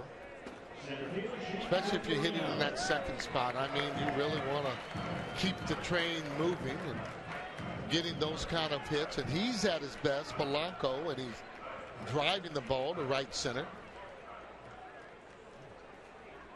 Polanco's afternoon is done. They will put somebody over at first base for him. Right now, the closest guy to first base is Sam Perlazo. Usually the guys have their own helmets and so on, so you got to keep that helmet close to you. Tyson Gillies will pinch run for him. And he wears that uniform for a reason, with those socks up as high as they are. Can fly. But you don't have slow guys that are going to be having their usually socks up that high. They did back in the day, but Jim Thome has the socks up high there, Sarge. Yeah, but does that tell us anything? No, what tells you, see those calves? Yeah. That's what tells you right there. Jim Thome calves, he's got those calves that are elevating the ball over the ballpark. Yeah. So what you're saying is that they won't have their pants up like that in a big league game unless they can do something. That's right. Yeah. Yeah, there's Jim Thome's calves. Now down in the minor leagues, if you're part of the Phillies organization, it's part of the Phillies way to have the players wear their pants like that. And if you're Juan Pierre, you're wearing the stirrups like Jimmy Moore used to wear. Yeah. The low school. Bring another count to victory now. Jamie Moyer, who did appear in a game for the Rockies the other day. He's going to try to make that club. I got it. All right, Sarge, who do you think that is? Who do you think it is? Oh, boy. Oh, I can tell you that right off. Hunter Pence. It's got to be. See those pins? All right, let's see if he's right with that. I think you are right with that, Sarge. It is Hunter Pence, ladies and gentlemen. Yeah. I like when we do this with you. Check out the gloves, see whose gloves they are, see whose spikes they are. That might be 2. Knicks with a good turn, and they just get Victorino. 4-6-3 double play. So Barawa is able to work out of a jam here in the 5th. We've completed 5 here in Clearwater. On to the 6th in a 1-1 game.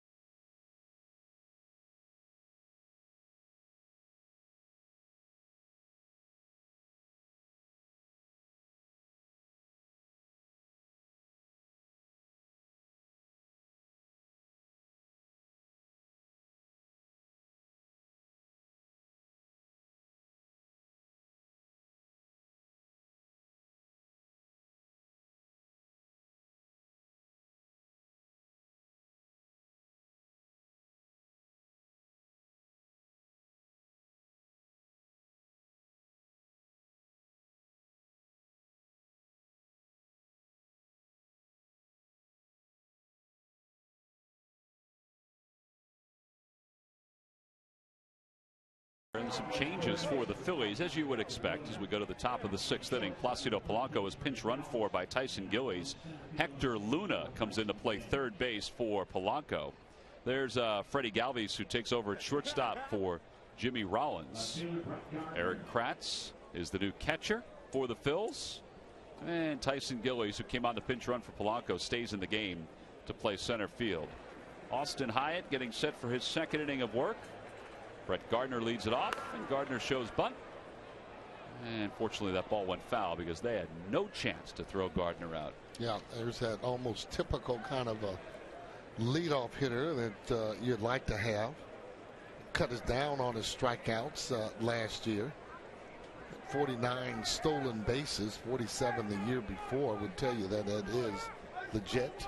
Now, I would think eventually he'll take over the leadoff spot. Wouldn't you say so? You know what? I'm surprised that they haven't done it because Jeter's not going to run as much. Let Jeter go on and hit. Second. Maybe second. He should get more fastballs to hit, especially if Gardner's on. And he's learning how to do that, but still being able to have that many stolen bases has, you know, turning into a single into a double or a walk. It's just makes it easier for everybody on the team. Well, he bats ninth. Or he has batted ninth. And that's almost like another leadoff hitter, but, you know, even though he got up quite a bit, still that leadoff guy, when you're leading the game off to be able to get on, get a double, or you know you've been able to score on a ground ball, a lot of times not having to have a hit to score a speedy runner, and especially from third base. I would think he scored 87 runs last year, and the Yankees scored a boatload of runs. But if he was in the leadoff spot, he'd have over 100 runs scored. You would have to think so, especially with him hitting ninth. A lot more opportunities for some of his fellow teammates to drive him in. Inside 2-2. How much of that do you think is Derek Jeter's preference? I think he has a lot to do with that. Sometimes the veteran players, from being superstitious, just doesn't want to move, but I just feel for the betterment of the team because he is going to run. You'd like to have that guy at the top. Well, Joe Girardi certainly has options, but his main option probably is to keep Derek Jeter happy. Well, you want to keep him happy, and you also want to win. So, you know, he'll go to him, and Jeter's a smart guy. Into the alleyway. Look at Tyson Gillies, how fast he got there. Dominic Brown made the diving attempt, and Gardner can fly. He's on his way to third. The throw cut off by Franzen. Gets away from Luna. Well, Gardner's going to score easily. He'll score standing. And it's 2-1 Yankees. I looked up wondering and hoping that Dominic Brown was okay the way he went after that ball and where his hand was when he went after that ball. We've seen him do that so many times, but those are other adjustments in that outfield that you're going to have to really make sure you're taken care of. He actually broke back on the ball, then he tried to come back in and wasn't able to get it. Now, this should never happen. This happens, as you can see. That's just a good throw, but he's too close, though. Gillies there in center. You got to back up a little bit just to make sure that ball doesn't elude you. My thought would be that they'll score that a triple and then an E4 because the throw from Franzen got away from Hector and Luna. And really should have been just a fly ball for me and out. So it's 2-1 Yankees.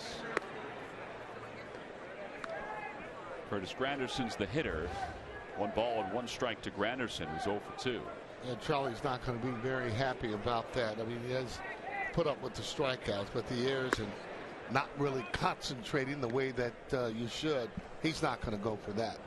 That's more mental for me because they practice that particular play all the time, all over the fields in your relays.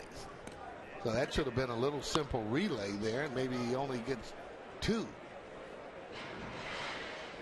Not to put, Charlie's thoughts in your mind, but what will Charlie think of the way Dominic went after that ball? He's not going to like that either. But those are things, though, you can straighten out. Yeah. Exactly. You can take fly balls and, take them off of the bat. That'll straighten itself out. There's another fly ball into foul territory, left field side, and Hector Luna makes the catch. Did a good job adjusting to the wind, and outfielders are going to know to do that. But when you're trying to make that club, you almost in the outfield, Tom, you got to anticipate the ball coming to you with every hitter. Therefore, it makes it easier for you to be able to catch balls and to go left or right. Well, and we talk about, you know, it's a work in progress. You think he gets leeway the first few days? Absolutely. But, you know, you keep seeing that, then all of a sudden they're going to want you to straighten that out in the minor leagues. Nick Swisher's 1 for 2. He singled his first time of a little looper. Just with the pitching that, especially the starting pitching, fighting fields have, you just don't want to give up extra outs. 0-2 the count to Swisher. Well, Ruben Amaro talked the other day about, you know, the pressure of winning a job, that they don't really put the pressure on them early on. They want them to, you know, they want them to have intensity. They want them to play the game right, but there's, you know, there is some time. Here's Dominic Brown tracking another ball, but that one goes out of play. A little more aggressively, though. He went after that ball and never fails. Once you end up missing a few balls out there, all of a sudden you seem to get a ton of balls coming your way or just out of your reach. He's got tools, though, boy. He has tools. You know, and going at that ball, maybe having his glove a little different way, but, you know, when you're diving for a ball, obviously hard to have your glove that's up. But a little better jump, he can catch that ball without even diving for it, for me.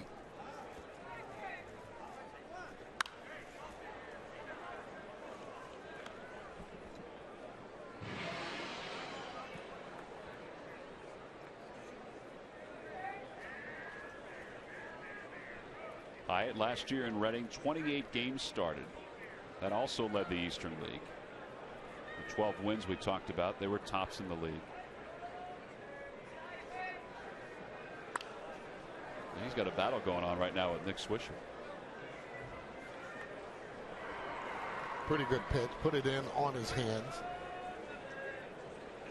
Swisher a lot of times will swing at the ball up and out of the zone, and ball down and in, maybe a little slider or something off speed in the dirt. Maybe you'll swing over that. Not necessarily no balls and 2 strikes. Got to throw a strike. Not a bad pitch. Off the plate.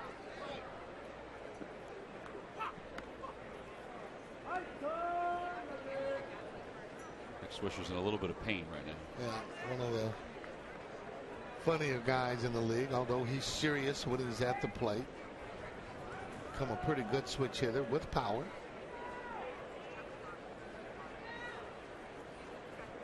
He's had a nice career.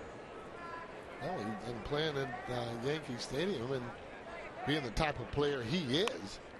So he just fought that ball off there.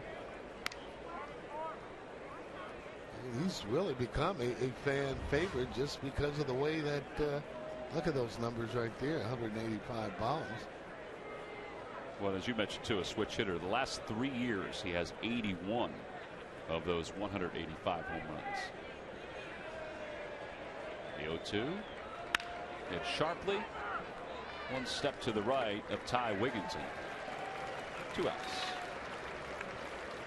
Follow along as Cliff Lee narrates the recap of the 2011 campaign that saw the Phils win their 5th consecutive National League East title and set single season franchise records in wins with 102 games. Order your copy of Making History, the 2011 Phillies video yearbook, by calling 877-GO-PHILS or stopping by the Majestic Clubhouse store. You can also go to Phillies.com.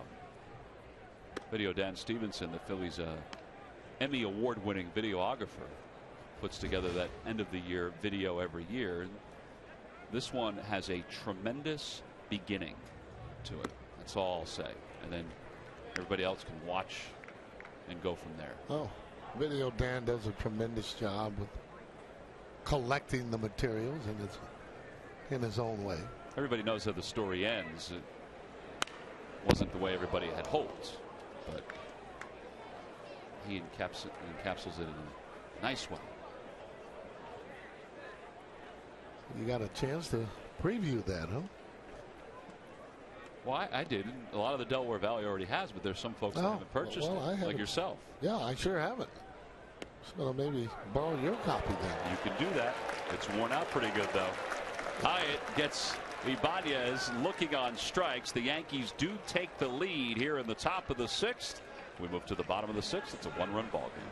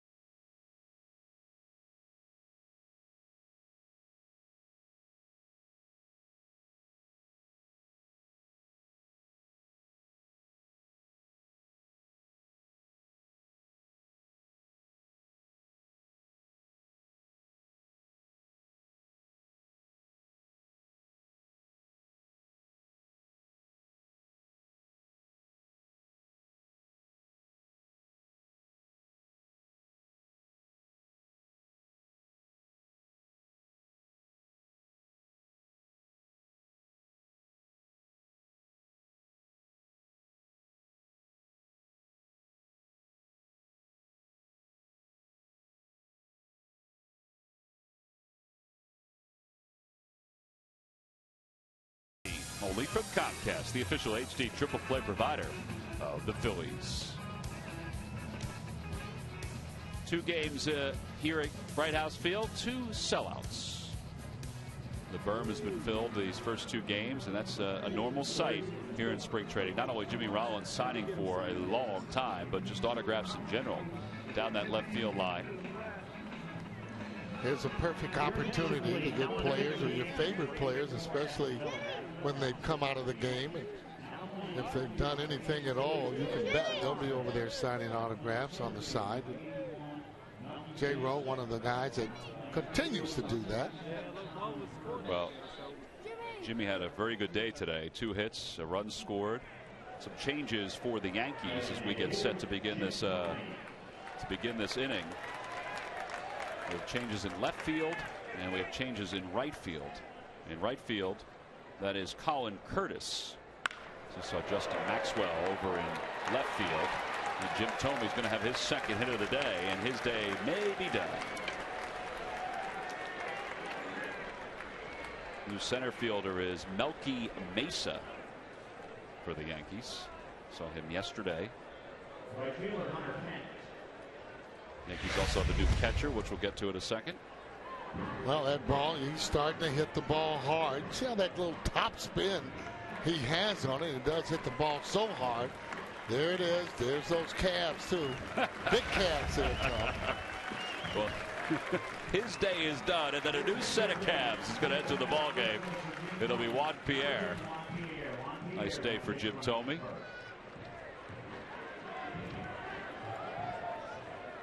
Gustavo Molina is the new catcher for the Yankees.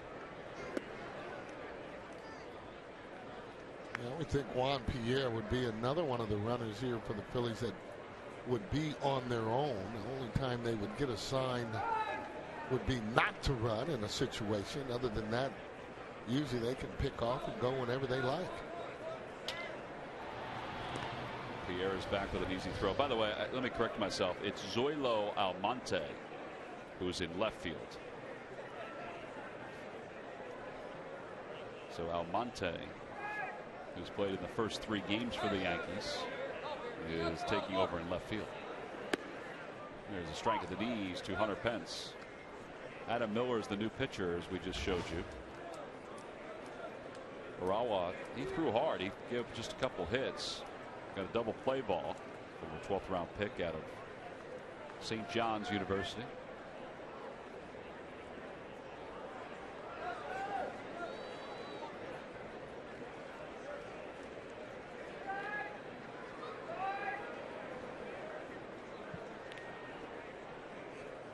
There goes Pierre. Pitches low. The throw by Molina on one hop. Jason Nix.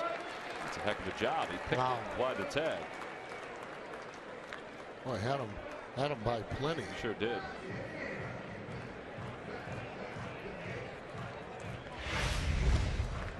Take a look here at his throw as he comes up. That ball bounces, but it gets there so good. I got to tell you, give him credit. Picking that ball out of the dirt, but you see, it gets him in plenty of time. Not as good a jump as he normally gets when he's trying to steal a base. Juan Pierre. No, not a good jump, but you know, Miller gave Molina a great pitch to handle because he has a lot of velocity, but he also was really quick to get rid of that ball.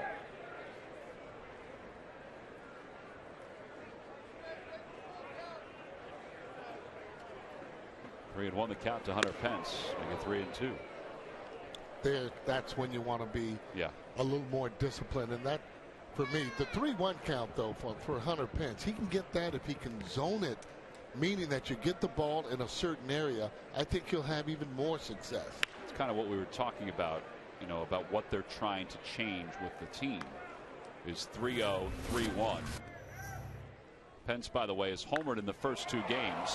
That was a long one. Well, I tell you, throw the ball in that area there, and he hits with no fear.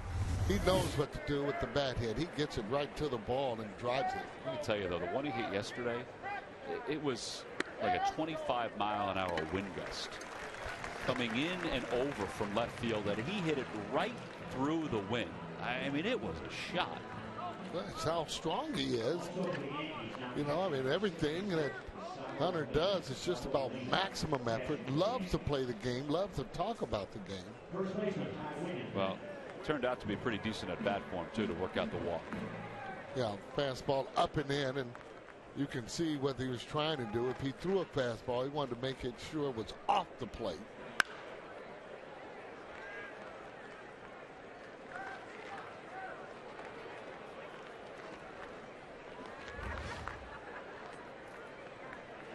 Ty Wigginton 0 for 1. He was hit by pitches last time up. 2-1 Yankees. Adam Miller, who was one of the Indians' top prospects up until this past year. Yankees signed him to a minor league free agent deal. Spent 2.5 years in AAA in Buffalo. Last year spent time in Single A and in Double A as he was coming back from injury.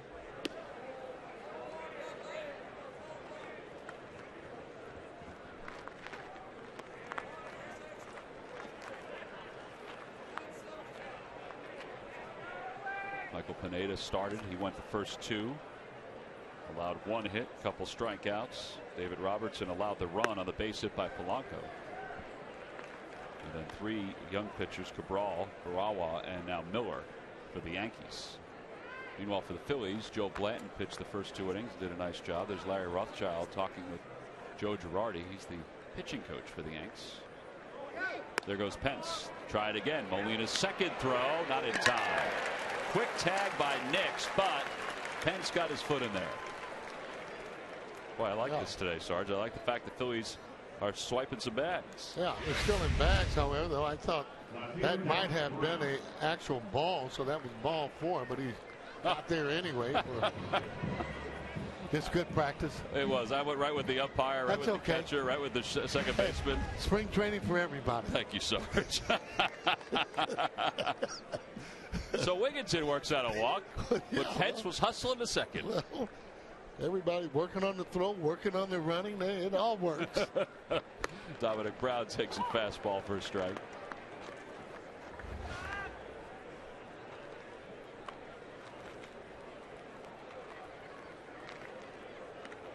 On the count to Brown.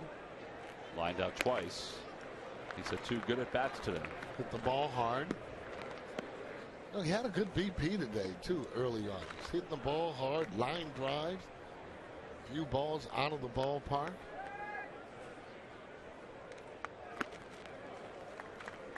And Molina's going to go out and chat with Miller. Well, you can do some more zone hitting now and get the pitch that you would want to hit. He's been trying to hit the outside part of the plate.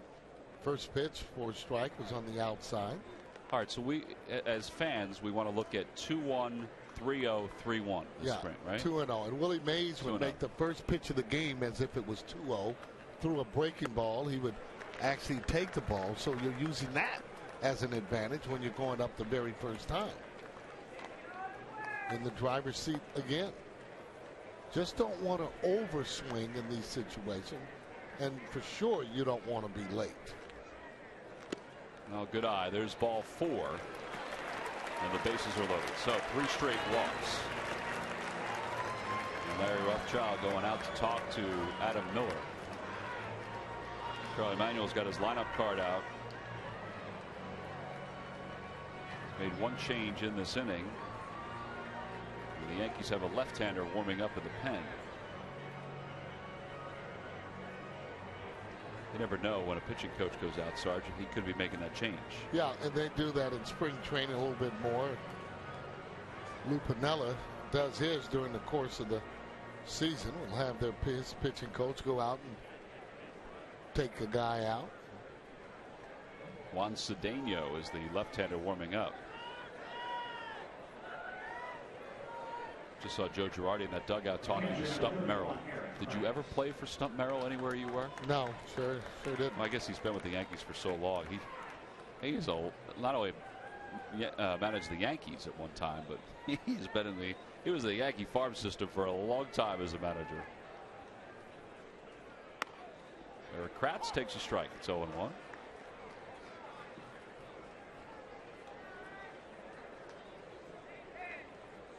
Kratz came on to catch for Brian Schneider, who went 0 for 2 today. Also threw a guy out trying to steal.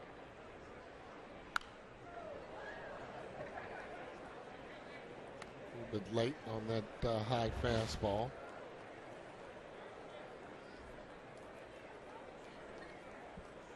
Larry Rothschild, pitching coach, able to go out there and settling down some, where he's able to throw that first pitch and see what he does here.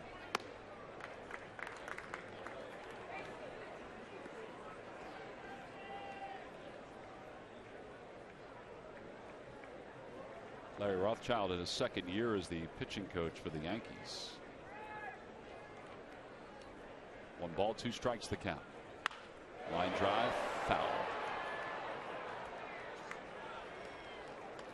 Into the picnic area right above where Jimmy Rollins is signing autographs. You're right, he has been out there a pretty long time. I think every year we say he looks like a kid going to school. He's got his backpack on with his bat sticking out, as if he's got his books in there for school. Boy, hitter here, you're still looking to try and get the ball in the air. Don't want to get it on the ground. There you go. Line to right field, a base hit. The Phillies will get 1. Wigginton stops at third. RBI single for Kratz, and the game tied at 2. Great hitting right there. Meaning that you don't want to get it on the ground to one of the fielders to get that double play. That's good hitting after falling behind in the count, coming up with a clean single. Right field. Take a look at it as he smokes it right there in the hole. No chance for that double play. Ball hit so hard no one else can score. Good throw to home plate. So Kratz is aboard. The bases remain loaded. 1 out here in the bottom of the 6th, and Kevin Franzen 0 for 2. And still 0 for 2, but he's going to get an RBI, and the Phils take the lead. Boy, I tell you what, those are the kind you really like taking it for the team. Little ball spinning a little bit, not spinning.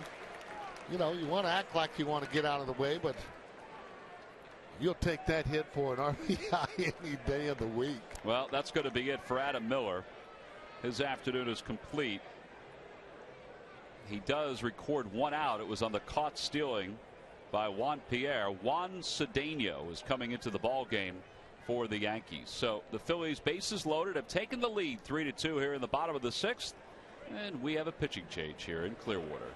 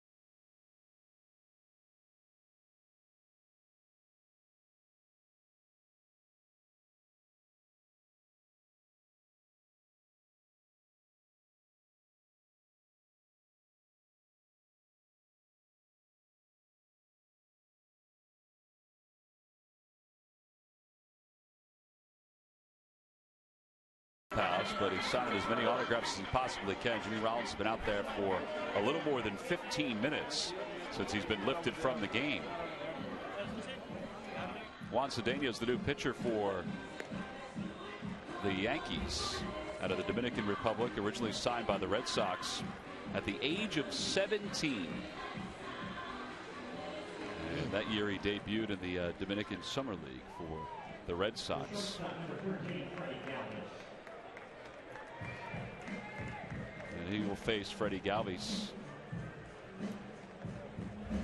here in the bottom of the 6th. The Phillies on top 3-2. Freddie so far 2 for 7. He's made a couple pretty nice plays in the field too. Yeah.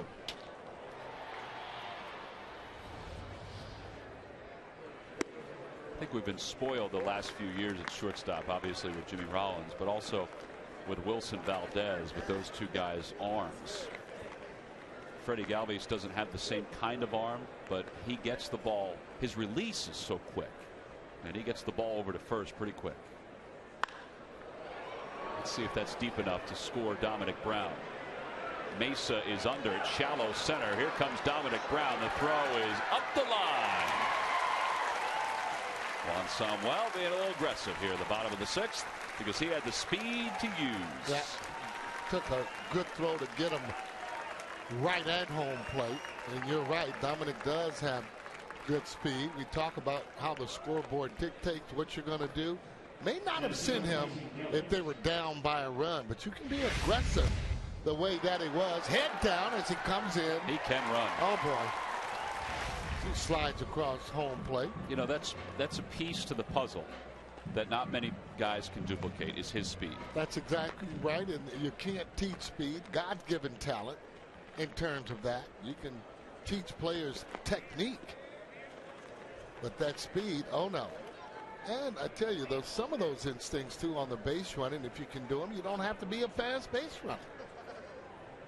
Here's Tyson Gillies with 2 on and 2 outs, and the Phillies up by 2. Yeah, and they want to get off the snide too. They want to win a ball game. You don't want to go, 0 for 3, 0 for 4, 0 for 5. You just got to answer more and more questions. Rule of thumb here in spring training, you like to be somewhere around 500 and play consistent around there. Usually late you'll lose ball games because you have a lot of times AA, AAA players, but that's all a part of it. I think you're right though about the questions. You want to get it out of the way so nobody's wondering in game 5 when are you going to win your first game. Outside 2-1 to Tyson Gillies.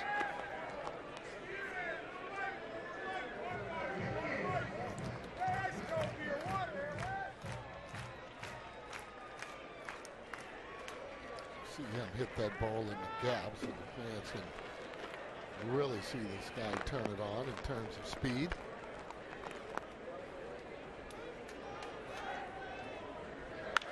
He went into the gap on Saturday, but somebody was on base that he was faster than, so he couldn't really do anything. That's the other thing too. Really, that's good thing. They're knowing your runners, because a lot of times you run right up their back. That's a no-no.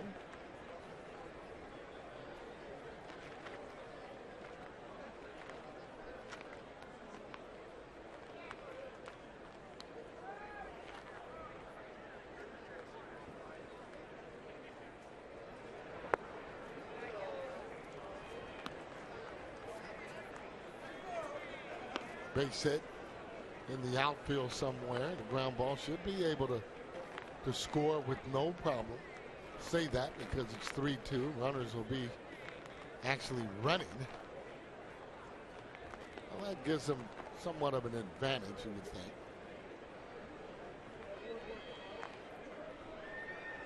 There they go.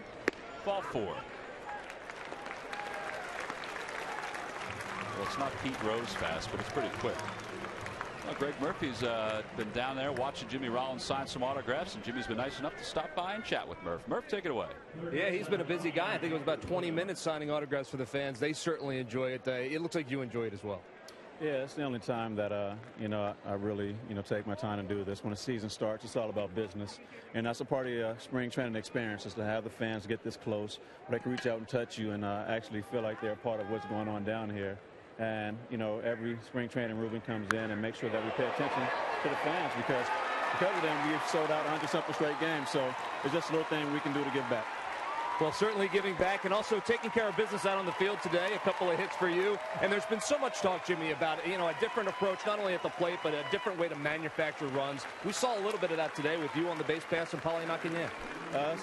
Not a different way at all. It's something we've always done, but we've kind of gotten away from. We've always had speed at the top of the lineup, steal some bases, make things happen. Last couple of years probably just been, more reliant on the home run. We can run 1 through 3 actually when Chase is healthy. But we have to get back to doing those things. The pitchers get a lot of credit, so it's time for us to steal a little bit of that spotlight. I asked Paulie what he thought of your speed today. He said, wow, after game 3, he's looking pretty good right now. How'd you feel? I felt like I was running uphill. That's what I felt like. First still, I looked back and I had an S between first and second. Still in third, I felt pretty good. Felt like it took forever to, try to beat the pitcher. Good thing he dropped the ball. But it was a good day to stretch my legs out. I haven't done that in a long time. So I'm looking forward to doing a lot more of that a little earlier this spring training and then maybe back up as we get closer to the end of spring training. All right, before I let you go, any bold predictions? Is it too early for a bold prediction from you? Yeah, you're not going to get that. Everybody loves, the prediction part, but, we'll see how it plays out. And at the end, hopefully we have a parade down Broad Street. That sounds like a plan. Jimmy Rollins, thanks a lot. Guys, back upstairs. All right, Jimmy did have a very good day, and he puts a little exclamation point on his interview with Murph. We just saw Hector Luna with a bases-clearing double. As Juan Pierre is the hitter against Juan Cedeno. Phillies have put 6 runs on the board here in the bottom of the 6th. Okay, this Luna's got to open up some eyes in terms of the hitting. See, you can hit a fastball, and I've always said that guys can hit that fastball. It makes it so much easier. Clear the bases with that double. Give the pitcher some breathing room. Little number foul as Pierre tries to stay alive.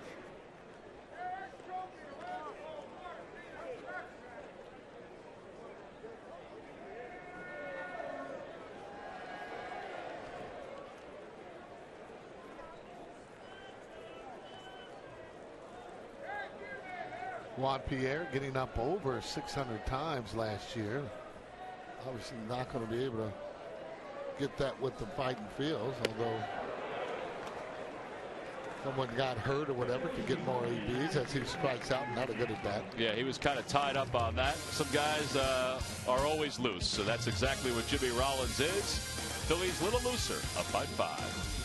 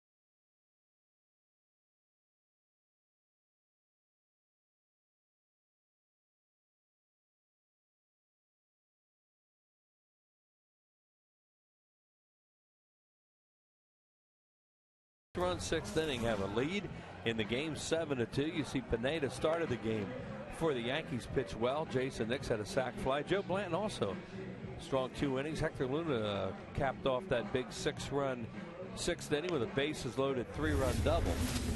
There's Joe Bland. We mentioned he pitched well in his 2-run outing today. Threw a lot of sinkers, a few cutters, change-ups, got his ground balls. The ball off Ty Wigginton, and Joe there. So he got his work in today and was very happy with what he did. Jimmy Rollins had a nice afternoon too. He got on base 3 times, stole a couple bags. Also scored a run. That was Polanco knocking him in there in the 3rd inning after he had walked and stolen a couple bases. Jim Thome hit some balls right on the nose. Had a double off the wall. Right center field. You see it right there. Close to a home run. And he also had a hard single to right field. So Phillies hit the ball on the nose here today. Hit a lot of hard outs too, Tom, without a doubt. And for the first 3 games, it's the hardest they've hit the ball this Absolutely. Spring. Well, Brian Sanchez, the new pitcher for the Phillies. He'll take over for Austin Hyatt. Sanchez did a very nice job the last couple of years with the Florida Marlins. In fact, last year, 39 games, a 3.94 earned run average. I have to admit, I was surprised when they didn't have him back this year. So I thought he was healthy for them for just about the whole year, and I thought he was a big part of their bullpen. Well, he's durable. He can pitch 2 innings. He started some games for the Marlins when they needed an emergency starter because they had a lot of injuries in their staff over the last couple of years. Yeah, he's one of those guys who can make your bullpen. Went to the count, Eric Chavez. Now he throws a split change. Yeah, it's not a hard split. It's a changeup more than anything, and it's very effective for him. He's not a hard thrower. Right side, right past Kevin Franzen, who moved over to first base for this inning. And aboard is Eric Chavez, who has his first hit of the spring, and he is going to be pinch run 4 over at first. Friday, April 27th is the start of a 4-game series against the Chicago Cubs. How good will the Cubs be this year?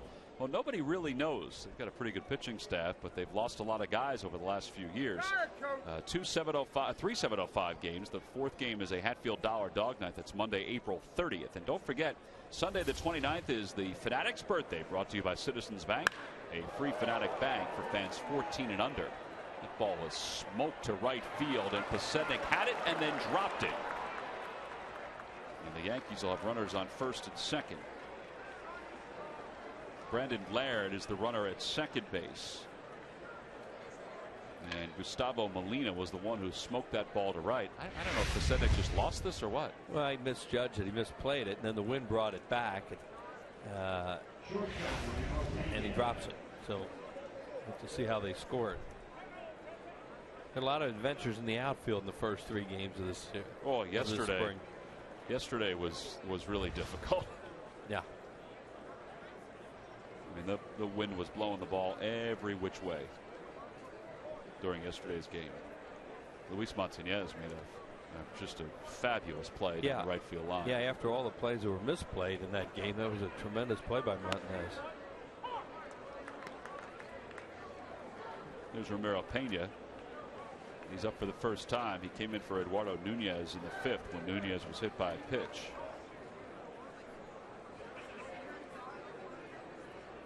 Looks like they've scored that a hit.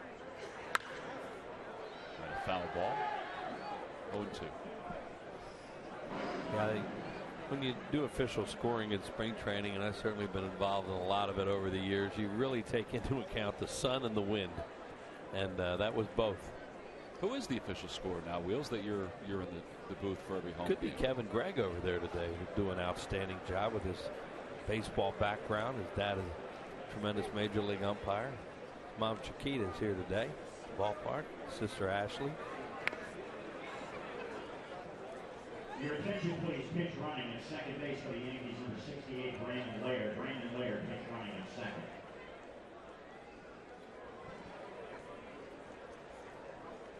Phillies have made a couple changes too, which we will get to in a moment. Besides Brian Sanchez, you saw Pasednik out in right field as he dropped that fly ball.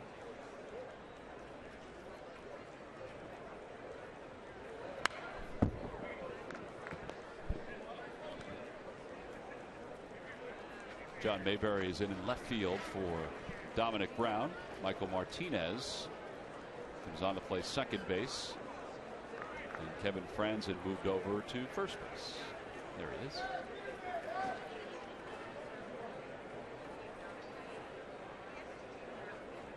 0-2 the count. Chili's get around those bases. Oh.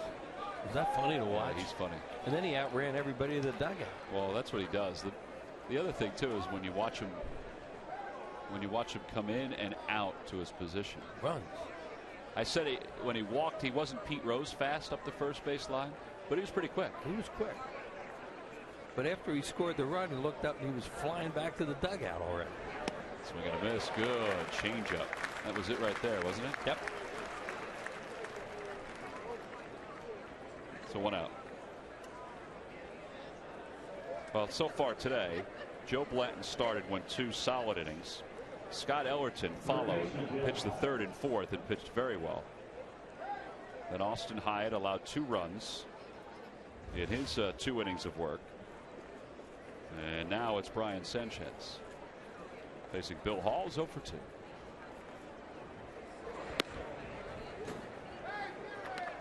Over the years watching Sanchez, he'll throw his changeup more to left-handed hitters than right. He uses breaking ball a little bit more to right-handed batters.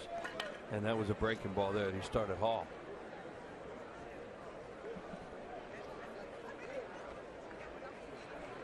Another one.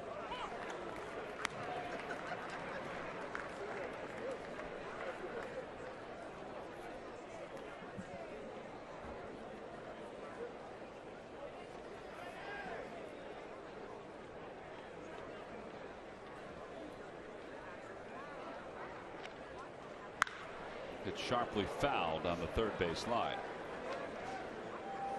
Well, this is not an oddity for Brian Sanchez to be here with the Phillies, because he was with the Phillies from 2004 until he left at the end of the 2007 season.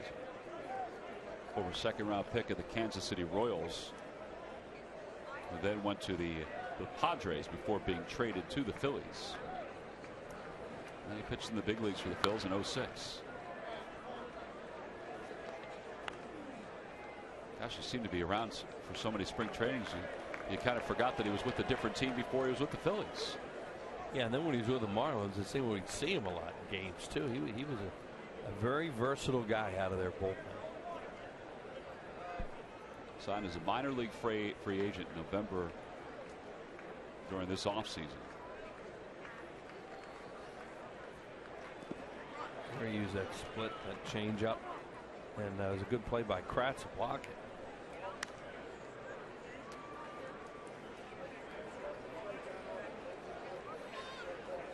Eric Kratz, who last year was at Lehigh Valley, also got some time in the big leagues. Here we go.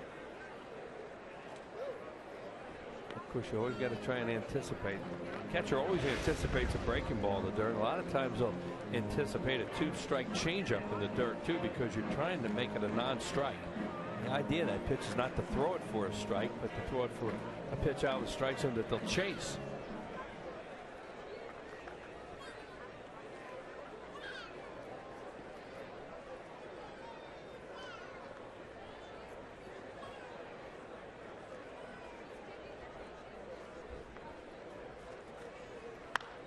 Fly ball, shallow left field.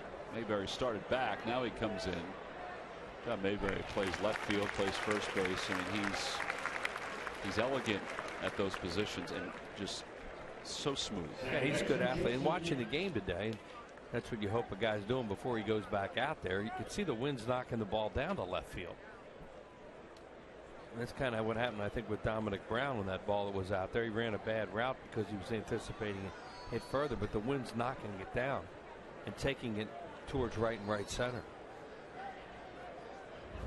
Yeah, it's not the same kind of breeze that we've seen the first couple of days of games, but it's still, you know, it's probably swirling a little bit out there. Yeah, it's northwest instead of southwest the way we had it the other day. A little bit cooler. Jason Nix has an RBI, and he might have a second RBI. Mayberry got to it quickly. They're going to put the stop sign up at 3rd. Very good technique, and not only to get to the ball quickly, but also get the cutoff man, hit the cutoff man rather quickly. Yeah, and even in spring training, you're not going to run a guy into an out there when you're down by 5 runs. No, the bases are now loaded. This ball's hit a hanging slider, hit right on the nose, and he charges it well. And you know, the combination of everything there, the score, The outfielder who's there, the way he charged the ball, third base coach Thompson just put the stop sign up. Well, here is Zoilo Almonte with 2 outs. Strike at the knees. Almonte was added to the Yankees 40-man roster at the conclusion of this year. 22 years old, out of the Dominican Republic.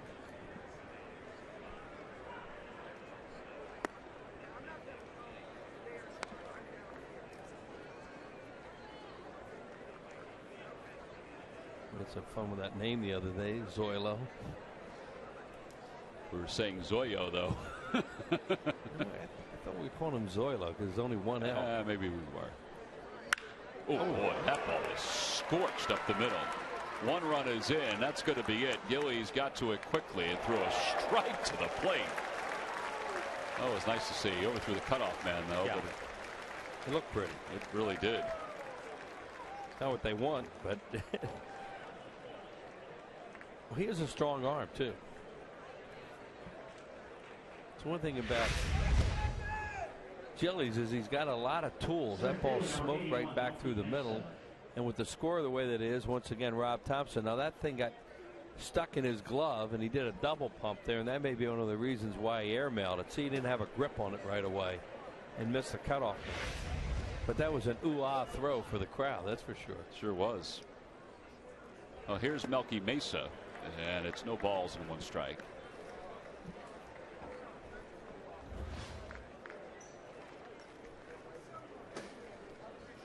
Mesa's 0 for 1 so far this spring.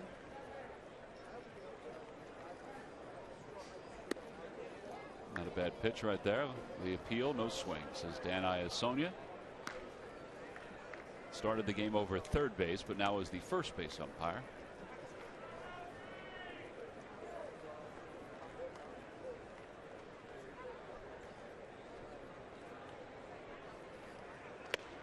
Yeah, spring training, the only guy who finishes where he starts is a guy with a mask. And somebody asked me about that the other day. Why do the umpires switch? And I said, well, they're trying to get as many looks at a specific position as they can. And I said, it's not even the calls at those bags. It's also the rotation, where they're supposed to go on particular plays. They can get some practice with moving from place to place. You know, if there's a ball to the outfield, who covers home? If, let's say, the third base umpire goes out to the outfield. And in Frank Pulley's case, when we were at Jack Russell Stadium, when he used to park down the third base line, when he was on the bases, he always finished at third because he'd start backing down the line as the outs occurred. He'd get further and further away. 1 out, 2 outs, 3. He'd whistle, wave goodbye, and he'd be in his car. But that was a veteran privilege that he had. Swing and a miss. So the Yankees leave the bases loaded. They do, however, score a run. Pull within 4. Time to stretch here at Bright House Field, where the Phillies on top, 7-3.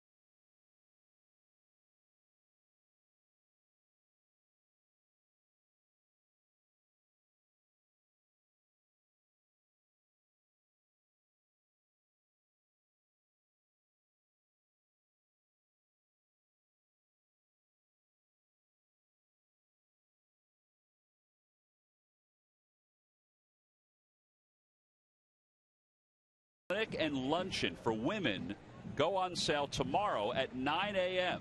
Call 215-463-1000. The cost is $200. Now, folks, if you want to go to this, you got to start calling tomorrow because they go so fast. Visit Phillies.com/baseball101 for more information. Those are always a lot of fun. We get a chance to do at least one of those during the course of the season. Right. They are fun, too. The fans that come down for that really have a great day. Juan Cedeno still out there for the Yankees, the left-hander. Scott Pasednik is the batter.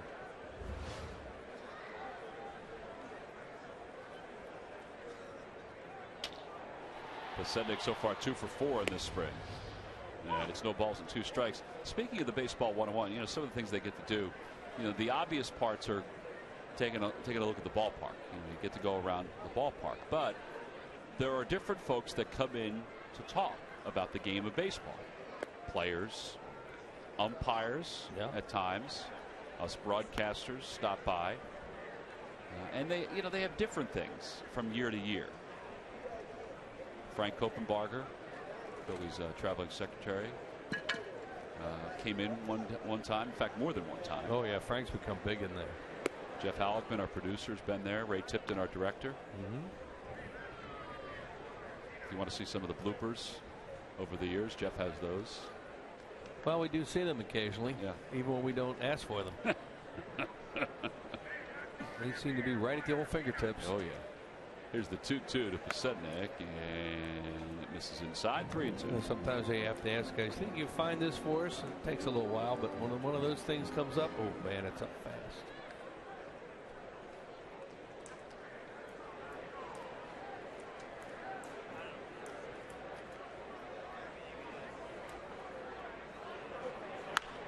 Air foul. So it remains 3 balls and 2 strikes. Only other change for the Yankees defensively is that Jorge Vasquez has come in to play third base. There he is.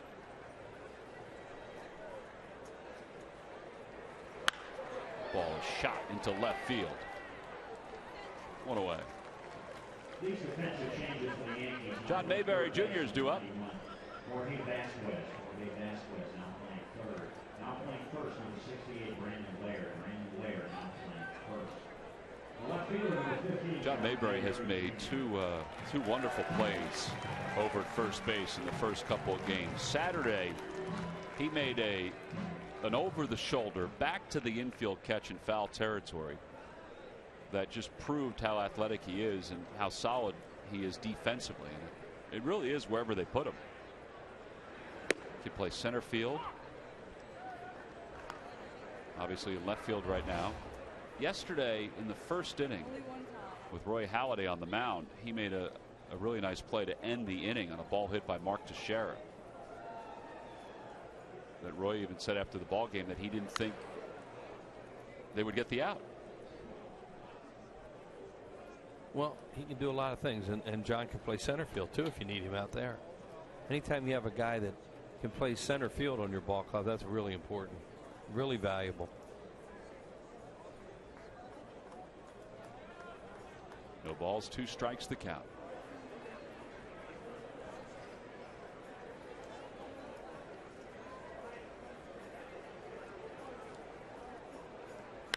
To right field. That's going to drop for a base hit. Well, now for the Phillies, that's their 9th hit of the day. They had a lot of base runners today, too. That one inning when they scored the 6 runs, they had, 4 walks and a hit batter in that inning. With all these hits and some hard line drive outs today, too. Well, Michael Martinez is the batter. He'll hit for the first time. Mentioned that Michael had a rough day defensively yesterday.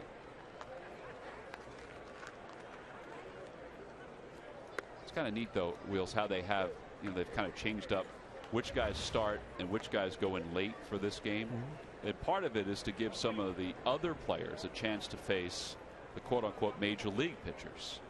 And now for guys like Michael Martinez and John Mayberry, it's a chance to just get some at-bats late in the game. Because every the end of spring training, if you look at this big chart that's on Charlie Emanuel's wall, everybody will have a specific amount of at-bats before they go north. Right. They really try to make that happen. And sometimes if you have weather problems, they'll have to play, more games. Oh, boy. That ball is drilled, and that ball is gone. Just over the wall, a 2-run home run for Michael Martinez. If you timed it, it didn't take that long. And the Phillies on top now, 9-3.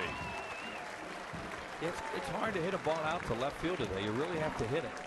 And, you can see the wind knocking that one down the whole time. Right out there where Greg Murphy's sitting. He almost got himself a souvenir. Michael will surprise you once in a while with his power. He did some things last year left-handed that hit some balls out of the ballpark, and they're from his natural side, the right side. And there it goes into the first row right by Murph. All right, Murph, listen, you got to make that play. I mean, seriously, if you're going to be out there at the Frenchie's Tiki Bar, you got to bring a glove or something. I was thinking about knocking the guys over here. He said no. The guy next to you said no. I'm just out here enjoying the game. That souvenir was for him, but he didn't want any parts of it either. In all honesty, though, I don't blame you. You got to get out of the way of those things. That ball was humming out there. And that only cleared the wall by about 1.5 inches. So, almost in play as well. That thing looked like some of the duck hook tee shots we saw in the golf tournament the other day. All right, well, I had a couple of those. 9-3, Phillies are on top. We have a pitching change. We'll take a break and let you know who the pitcher is when we get back.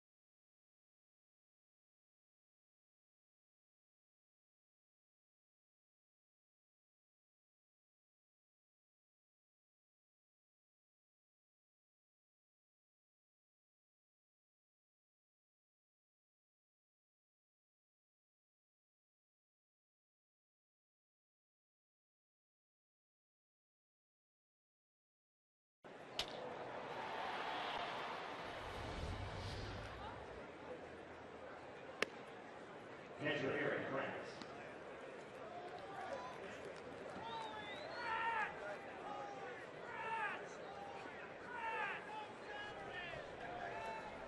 Ryan Pope is the new pitcher for the New York Yankees. The batter is Eric Kratz. The Phillies on top 9-3. There's Ryan Pope. Last year in the minor leagues, he had 8 saves. But the Yankees have put these different guys in today that had 5 saves here, 7 saves there, 6 saves here. Well, at this point in spring training, you got a lot of guys wearing 70, 80, and 90 like this. So, they're here. Might as well get them some work. That's why it's, wins and losses in spring training games. And not all that important. Ryan Pope is a former 3rd-round pick by the Yankees. Guess what college he's from, Wheels? I'll give you 3 tries. Why would I know that? Because you're the Big Ten school. You have the love of baseball, and this school is producing possible major leaguer. Fullerton State. Ooh, good guess. No, that's wrong. LSU. Another good guess. That is incorrect. You're getting closer though, state-wise. You're moving west to east. Oh, you mean in Louisiana? That was no, but you're getting closer to where it's located. Is he from Texas? He is not from Texas. Well, he's not from a school in Texas. He didn't go to UT. No. Eric Kratz lifts one into center field, and there are 2 outs. All right, where'd he go? He went to the Savannah College of Art and Design. Thanks. Yeah, that was really good. Yeah, I had to come right up with that one. Went in to be a painter, turned out to be a pitcher. I guess so. Part of the NAIA All-American team when he was there. Also the Gold Glove team. So he can field his position.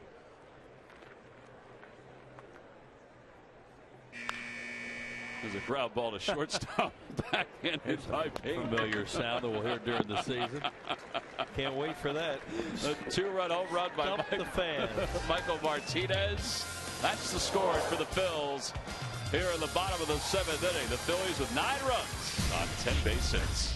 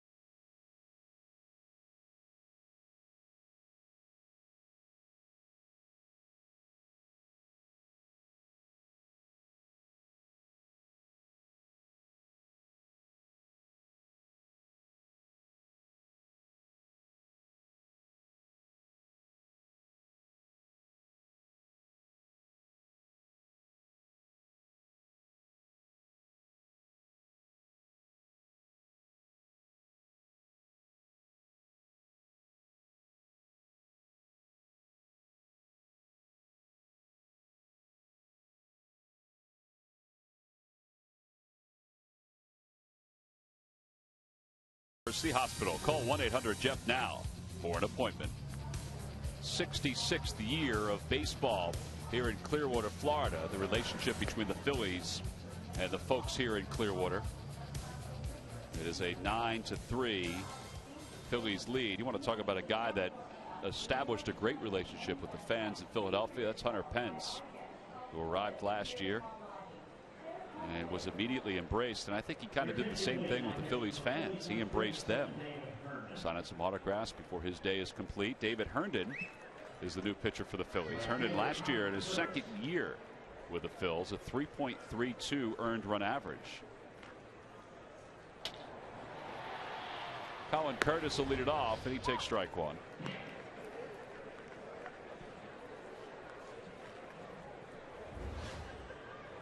Curtis 0 for 1. He had that at bat on Saturday in the game against the Phils here in Clearwater. 0-2 the count. It's an interesting case, 2 springs removed from the Rule 5 status that he had when the Phillies were taking a long look at him, wound up keeping him the whole year. And another piece to the bullpen if he can do his job and improve his slider a little bit. There's one right there. That's something he tried to do last year, was a little bit better. He's always had that heavy, hard sinker. Not a strikeout pitcher. He's kind of, with all the youngsters that have, that are battling for spots, he's kind of a veteran now. There's a liner to center, a base hit. So Colin Curtis is aboard to lead off the 8th. We just saw Hunter Pence as he's signing some autographs, and we asked him about being embraced by the Philly fans. It was chaos. It was unbelievable. The city's such an amazing place to play baseball, and for them to treat me the way they were, the excitement, it was unbelievable. It was a lot of fun, and I think we made some good memories out there. Well, and like everybody else, he's hoping that the memories this year include a parade down Broad Street, as Jimmy Rollins just mentioned to everybody. Think he'd have much fun in that? Holy cow. Ooh. Think about how he was when the Phillies won the National League East. You had to get out of the way. Telling you. Oh, yeah. Oh, man, he came flying in the clubhouse that night. And he was running fast. Here's Justin Maxwell. 1 ball and 1 strike to Maxwell. 9-3 Phillies here in the top of the 8th, game 3 of the spring. Ball hit hard. That should be 2. How about Galvis from his behind? A 6-4-3 double play. Well, that's catch it or go to the hospital. That's what that ball was. That's how hard he hit it. Boy, Galvis is out there taking a sting out of the bats a little bit. It's a high sinker, I think it was, and whack on 1 hop. Talk about an easy double play ball once you catch it. That's a big if. Well, he certainly has the tools defensively over at shortstop. 2 outs. Brandon Laird. Laird came on a pinch run back in the 7th for Eric Chavez. Hitting for the first time. Hector Luna, nice play on the glove side. Gets his bearings, and the side is retired. So, David Herndon is a ground ball pitcher. He got some ground balls from the last 2 hitters. We go to the bottom of the 8th. The Phillies on top by 6.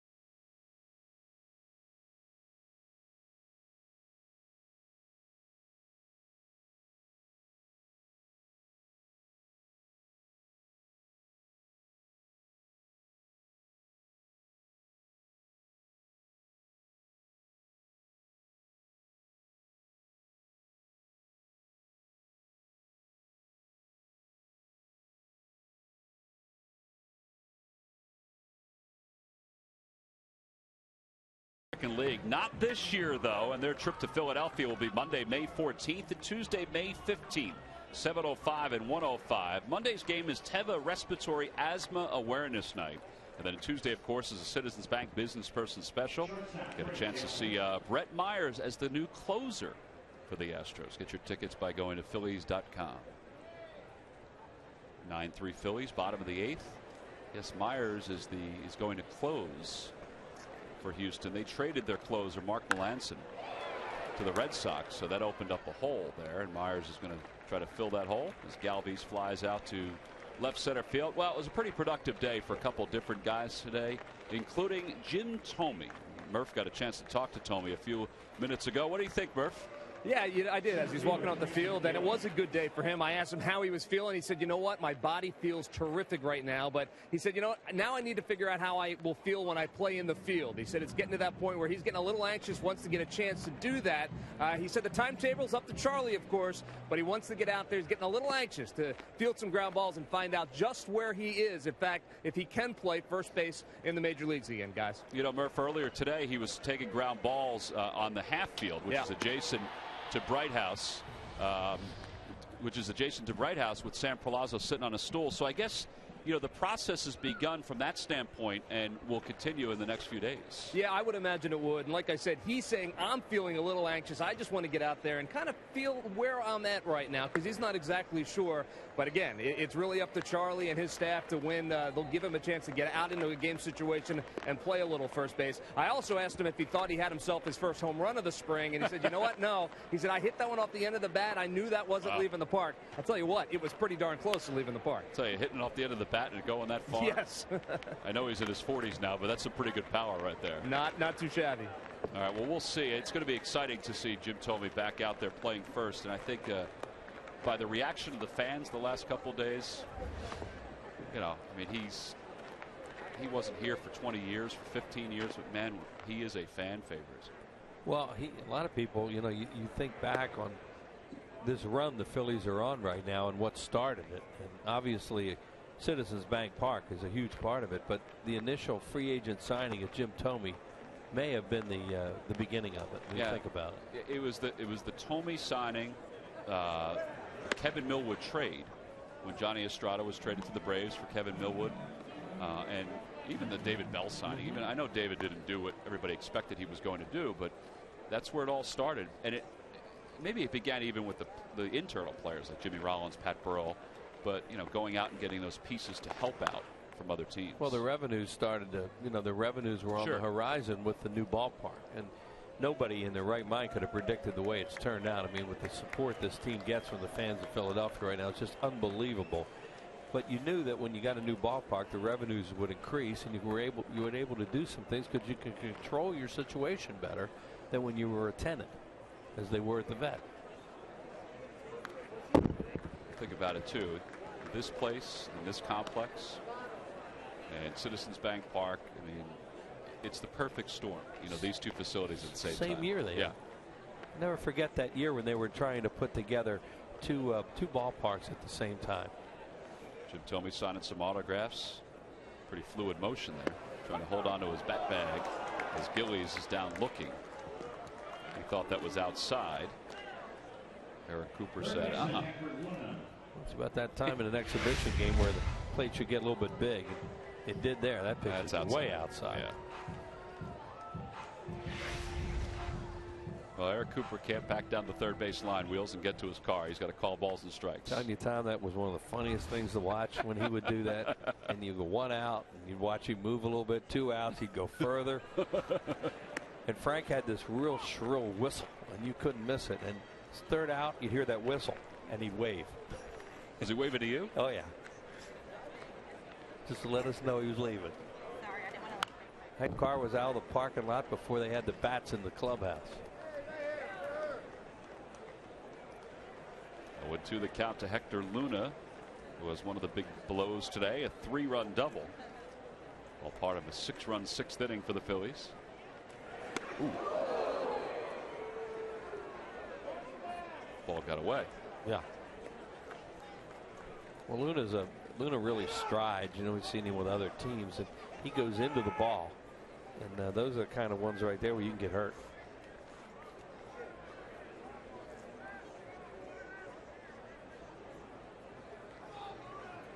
Stands up on the plate, too. Down on strikes, pretty good breaking ball. So Pope has a 1-2-3 8th inning for the Yankees. He's come in and has retired all 5 batters that he has faced. We go to the top of the 9th inning. The Phillies 3 outs away from their first spring training victory.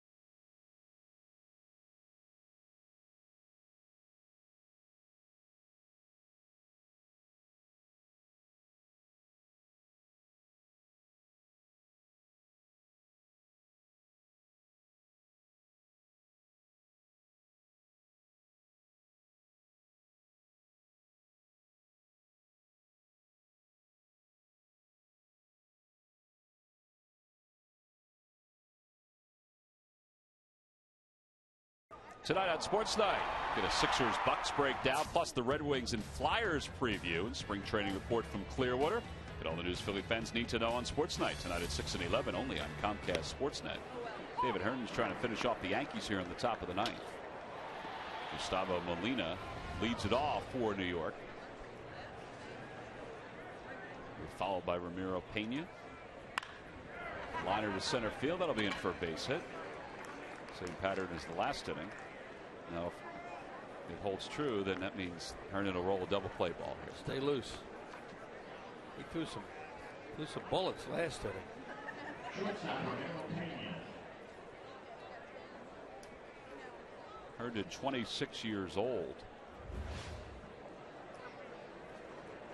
Which in last year in 45 games, a 3.32 earned run average. Spent some time in the minors last year. He's that heavy sinker.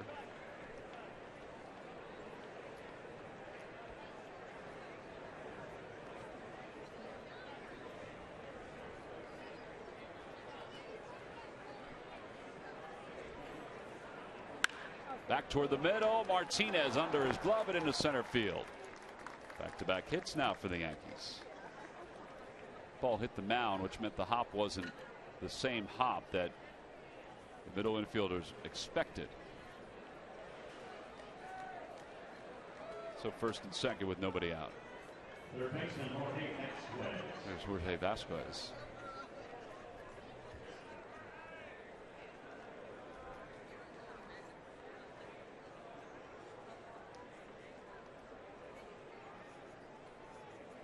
Javier Vasquez hasn't signed with anybody yet.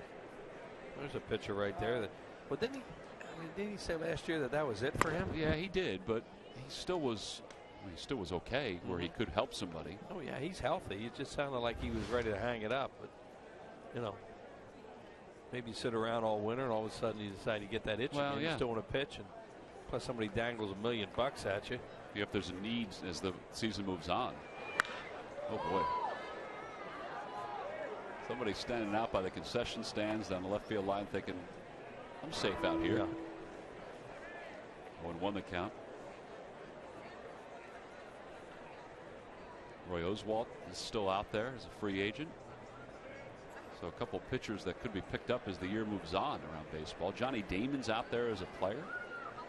Well, there's some guys that don't like spring training, so you know they wouldn't mind getting signed near the end. I guess it'd be good enough to plan it. This could be another double play. Luna to Martinez over to Franzen. Second double play ball in the outing for David Herndon. Well, that's when David pitches. You know they're going to put the ball in play. And when he's effective, his ground balls go at people. So here's Corbin Joseph. Up for the first time in this ball game.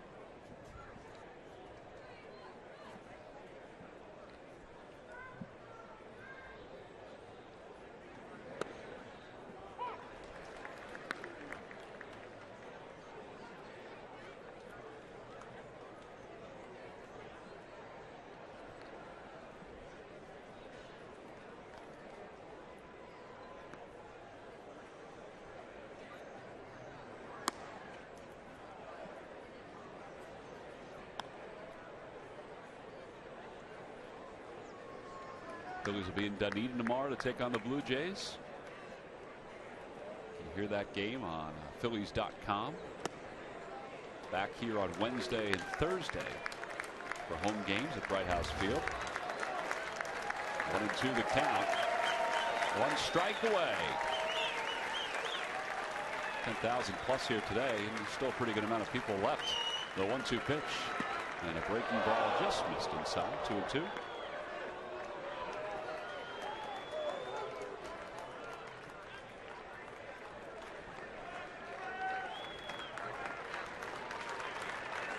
Fans are practicing too. Those 2 outs, 2 strikes. Yeah.